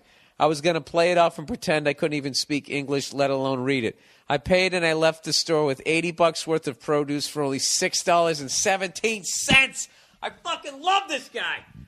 Ever since that day, I've been eating gourmet salads and organic vegetables like a fan. Fuck them. Like you said, I don't work here. It's not my job to know what the fuck the difference between a Roma tomato and an organic tomato is. If you want the shit done right, don't depend on broke college students to be a produce expert. There you go. Good for you, sir. God damn it! I almost wish I didn't read that, because somebody who makes those machines will know. They'll figure it out eventually, but they haven't figured it out yet, people. All right. We're in a recession. If you want to eat healthy, this guy just gave you the keys. Well, why can't you do that with everything? Why don't you go buy yourself a big T-bone steak for fucking blowjob and steak day, right? And, just enter it in as like fucking Cheerios. It'd be great. You can eat like Donald Trump and just fucking, wow, that's fucking amazing. I think I like those automated machines now. No, I don't have that in me. I advocate stealing from people like that, but I'm not one of those guys. I don't know. My karma is too fucking strong. Whenever I do shit like that, I always get fucking, it's like something happens. I get away with it, and then I drop my cell phone in the fucking toilet. I just don't have that in me. You know? Believe me, I want to do it. I am a piece of shit. I am a dirtbag. You know what, Bill? Maybe you're just not good at stealing. Anyways, advice. Hey, Bill. Love the podcast. I'm going to make this quick. Let's see how long this is. This isn't fucking quick. Look at all this shit I have to read. I'm going to make this quick. Okay, dated abroad for 6 years, got engaged. 2 months later, she says she's not ready. Dump her. It's over, dude. She said we lived together. At the time. Less than a week later, her new 40-year-old boyfriend / coworker, my ex is 28, as am I, is sitting in the front of my house in the driver's seat of her car. I basically told her to get the fuck out. She agreed, that lowly cunt. Wow, she dumped you for a 40-year-old guy? Does he make money? Why would she do that? Christ, this guy's fucking pubes are going to look like Jay Leno's head within fucking 8 years. Why would she do that? Fast forward a year and things couldn't get better for me. Great job, awesome roommate, and most of all, no daily drama, due to the fact that we have many mutual friends. I have missed certain events because she was going. This is no problem, as I have plenty of other shit to do. Just sucks knowing that she is more likely prying herself into my friends' heads and filling them with bullshit. I know how her brain works, which means she's probably painting this of how she wishes her and I could be friends to my close people. This is complete bullshit, as she hasn't made an effort to contact me once. Well, has she done this, or are you just inventing this in your head? She even goes as far, according to close friends, as to bring up a fatal jet skiing accident I was involved in last July and how worried she was. Again, not a single call or a text. Well, dude, what happened with the jet ski? This is more compelling than this fucking petty cunt that you're talking about. How the fuck can you bring up... Dude, this thing went from some Office bullshit to a goddamn Schwarzenegger movie, and now we're back in the office again? Again, not a single call or a text. Honestly, I want nothing to do with the whore, so whatever. She actually reminds me of that girl, the self-loathing, narcissistic one that sucks all the air out of the room, that Nia chimed in about on a podcast earlier, 7-11-11, I believe. Whenever I'm out with friends and her filthy... What the fuck is that word? Gangrenous vag shows up? Gangrenous? Did you invent a word? It's not underlined in red. I've never seen that word. I respectfully say my goodbyes and leave. I rebounded with a cute server for a few months and lately haven't seen or heard much from her. The ex is aware that we had been hooking up and come to find out somehow managed to lure her 21-year-old impressionable mind in too. Tonight, for example... They walk into a bar with a few other folks, and I watch my ex-fiancé prompt her to come say hi, as if to let me know they've been hanging out. Dude, why don't you get out of this girl's world? What, do you live in a one-horse town? There's one little saloon, one fucking Applebee's? Anyways, he goes, I'm above all of it and had the foresight to realize such things were possible, as she's a narcissistic, manipulative cunt. Bottom line, my best friend is getting married in a couple of months. I'm a groomsman, and the ex is in the bridal party. Jesus, need some advice as how to handle it. What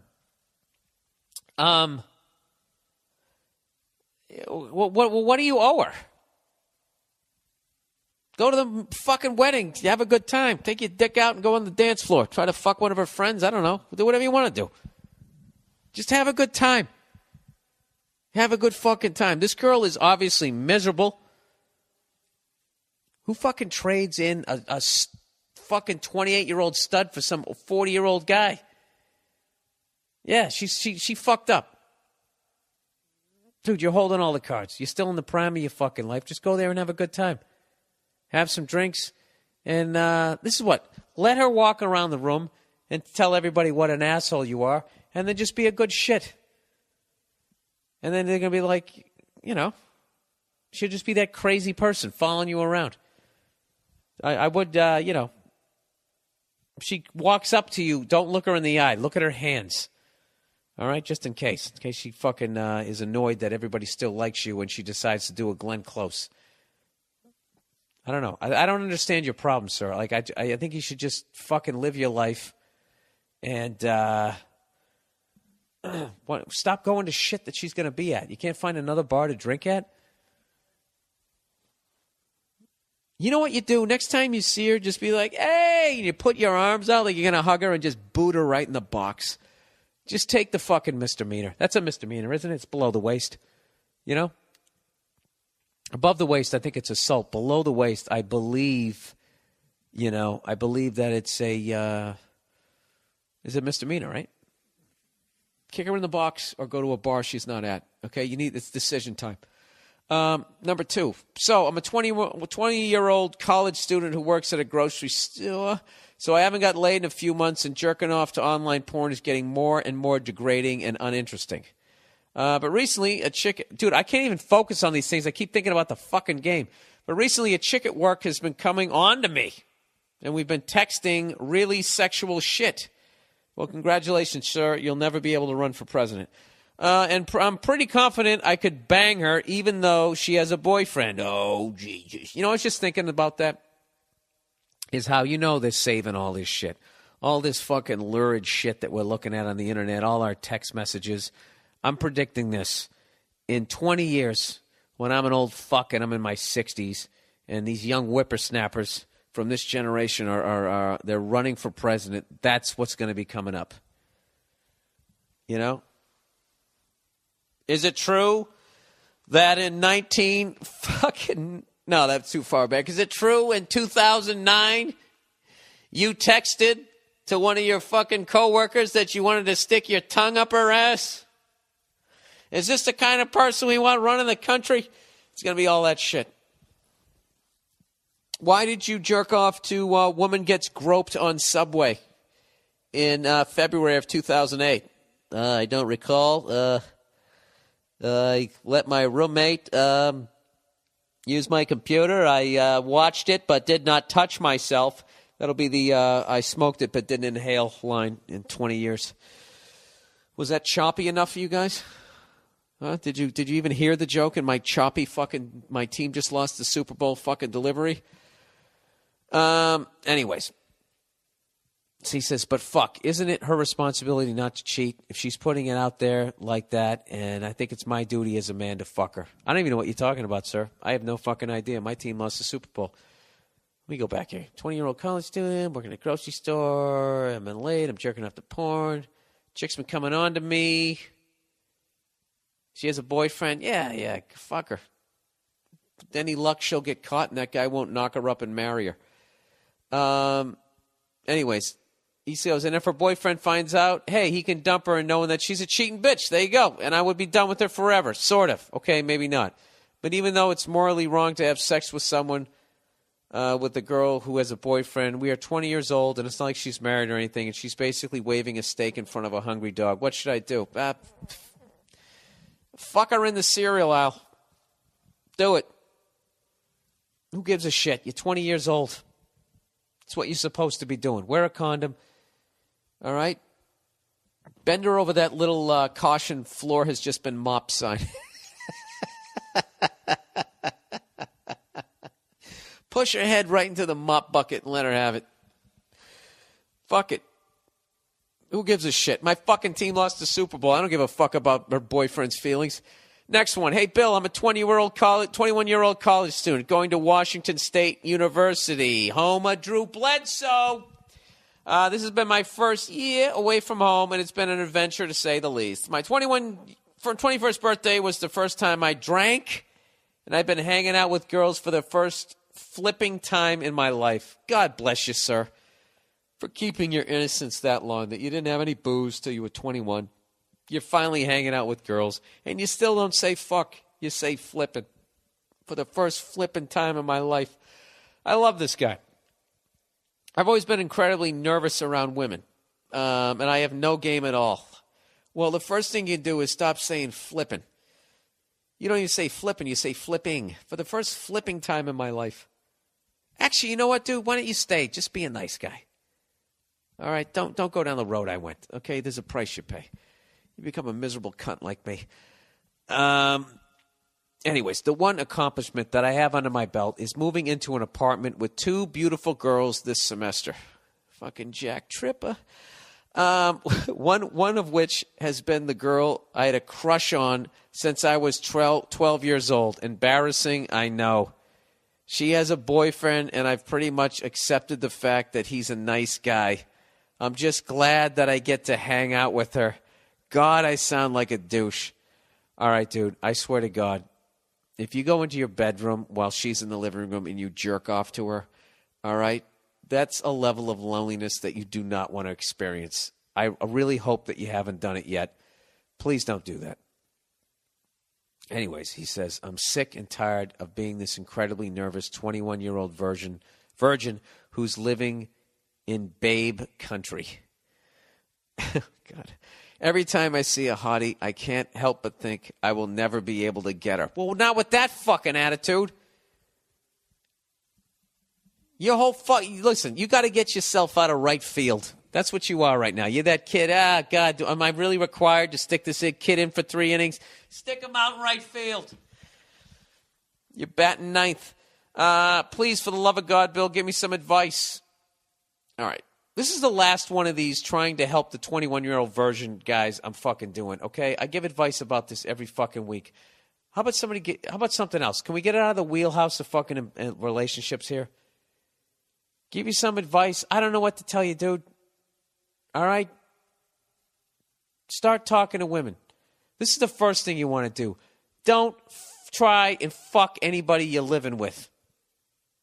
Fuck all of that. All right? You want to get that girl? Go out and fucking start banging a bunch of other women and come home. And then all of a sudden you're going to seem like you're mysterious. When you're 21 years old and you're banging a bunch of women, the women your age look at you like you're like a spy or something. Like you're James Bond. You do it at my age and you're just a fucking pig. All right? That's what you need to do. You need to go out and get hammered. You need to go out. You got to get in the mix. You got to go out and do some shit. You got to create some sort of vibe. All right? You can't just be like, hi, how you doing, Sherry? I'm going to be in my room. You know, and then just fucking sitting there jerking off in there. You got to get out of there. All right? You need a little bit of swagger. Fuck that bitch that you've liked for 9 years, for almost half your fucking life. Fuck her. It's not going to happen. Okay? It's over. She's sucking someone else's dick. Someone else's flipping dick, sir. That's what you need to do. You need to go out. You need to get a little fucking. You got to get a little mud on your uniform. You know what I mean? Got to win a couple of games. You'll have a little bit of swagger. And then one day you're going to walk in there and you're going to catch her in the right move. All right? And you're going to undo her fucking sweatpants and you're going to bend her over that poor excuse for a fucking sofa and you're going to show her who's what. All right? And then when a boyfriend shows up, you're both not going to say anything. And you're going to get on with your life. You're going to go in there and you're going to make yourself some popcorn. That's what the fuck you want to do. Sir, I have no advice for you. I don't know what to tell you, all right? I think a lot of what you're doing is great, you know. You're like a 21-year-old virgin. You know what you like? You're like one of those Star Wars action figures that's still in the package. You know, you're worth a lot of money. So, you know, there's 2 routes you can go here. You can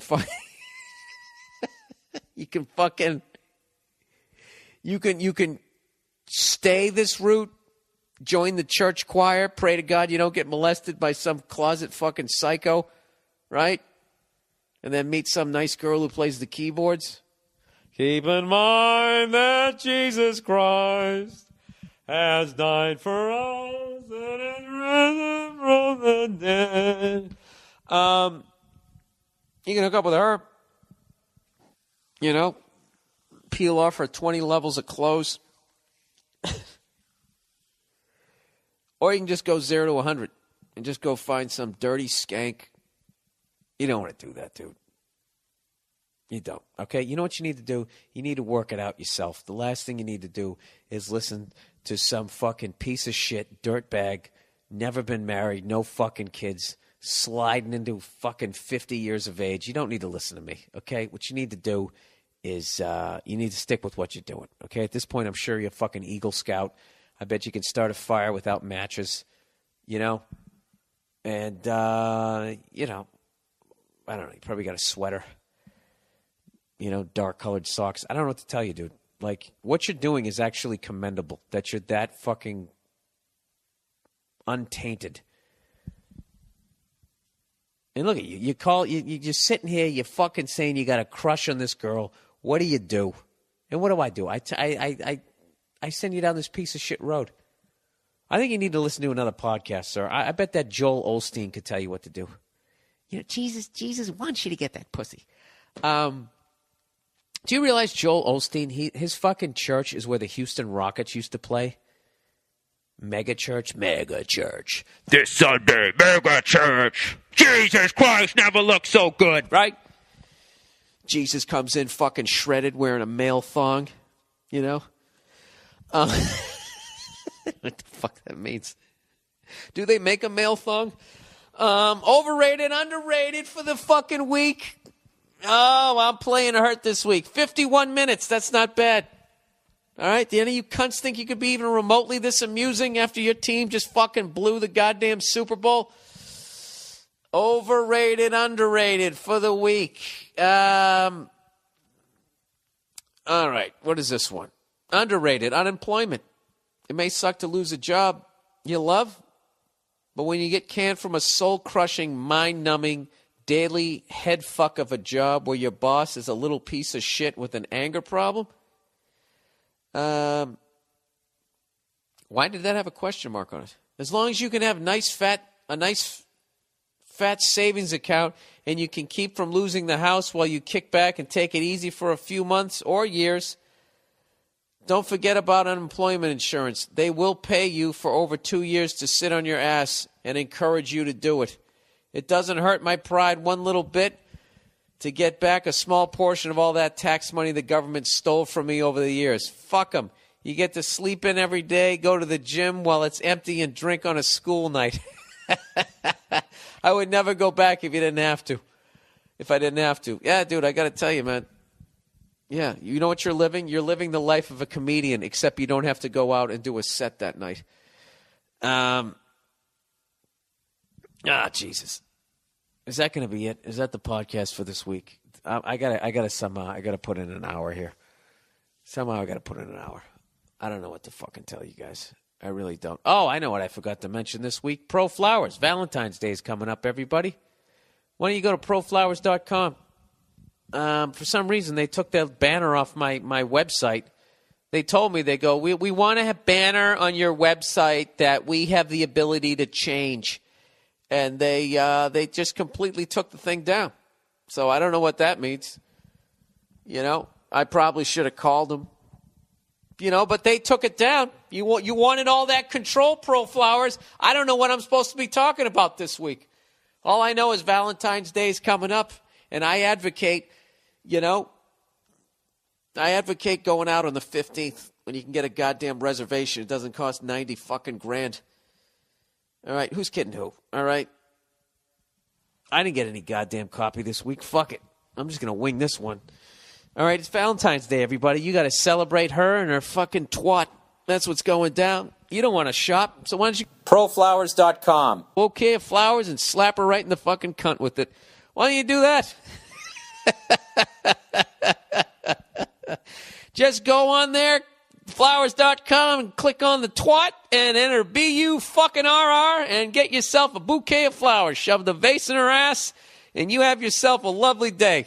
Save the chocolates for yourself, because that's what it's about. Oh, Jesus. You didn't give me any copy. What do you want from me? I have copy for next week. They have their desperate copy for next week. Hey, fellas, it's Valentine's Day tomorrow.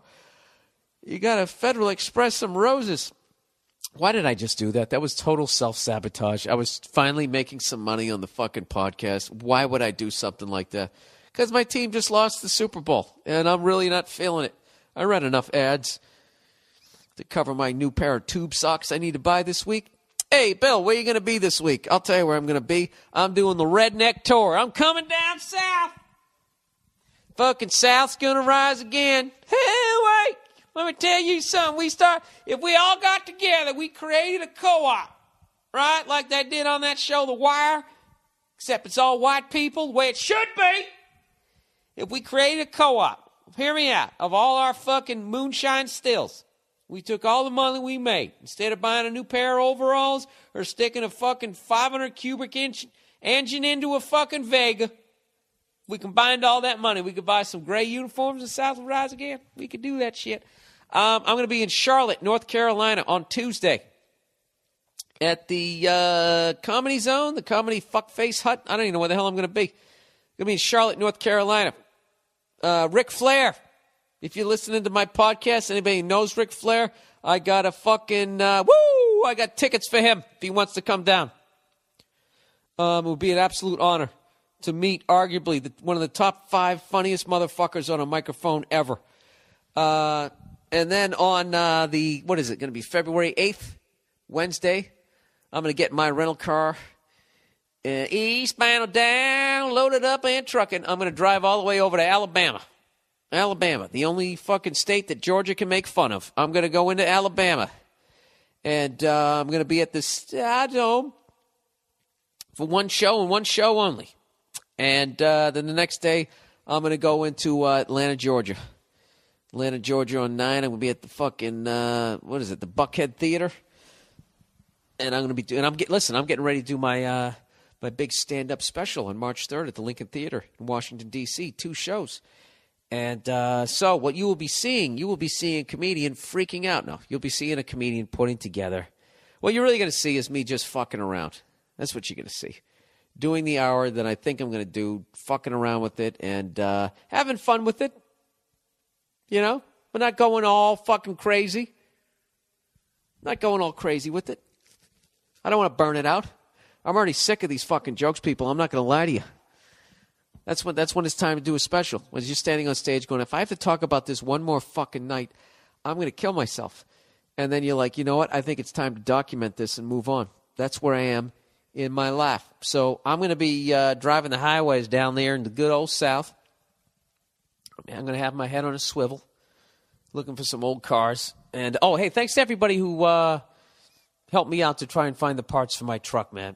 As I told you, I got this fucking garage. Bought this old house, and the garage is designed for a fucking Model T Ford. I'm not even lying to you. Okay? The goddamn garage is high enough to get a fucking truck with a lift kit on it, but you know those old cars back in the day, you sat inside the wheel wells, you know, inside them. Tires were on the outside and you were on the inside, you know. That's why there was all that date rape back then. I mean, you were sitting on top of her. And that's true. That's a true story. It's a true goddamn story, and I'm sticking with it. Yeah, thanks to everybody who helped me out with that. And ordering the parts. And when they get here, I'm going to have some friends of mine look over my shoulder as I try and put them on and have them, like, fucking help me out. You know what's funny is I bought the oil because I'm going to change the oil in the fucking thing. And for the life of me, I can't find the fucking... I looked under really quick. I can't fucking find it. My old truck, there was the oil pan was right in the bottom, and there was a little screw. You just undid the fucking thing. It was right there. I can't find the goddamn thing. Granted, I was holding on my dog as it was trying to eat a cat at the time, and I was sticking my big head. You know what I love about having a truck is my big fucking head can actually fit underneath the truck without having to raise it up at all.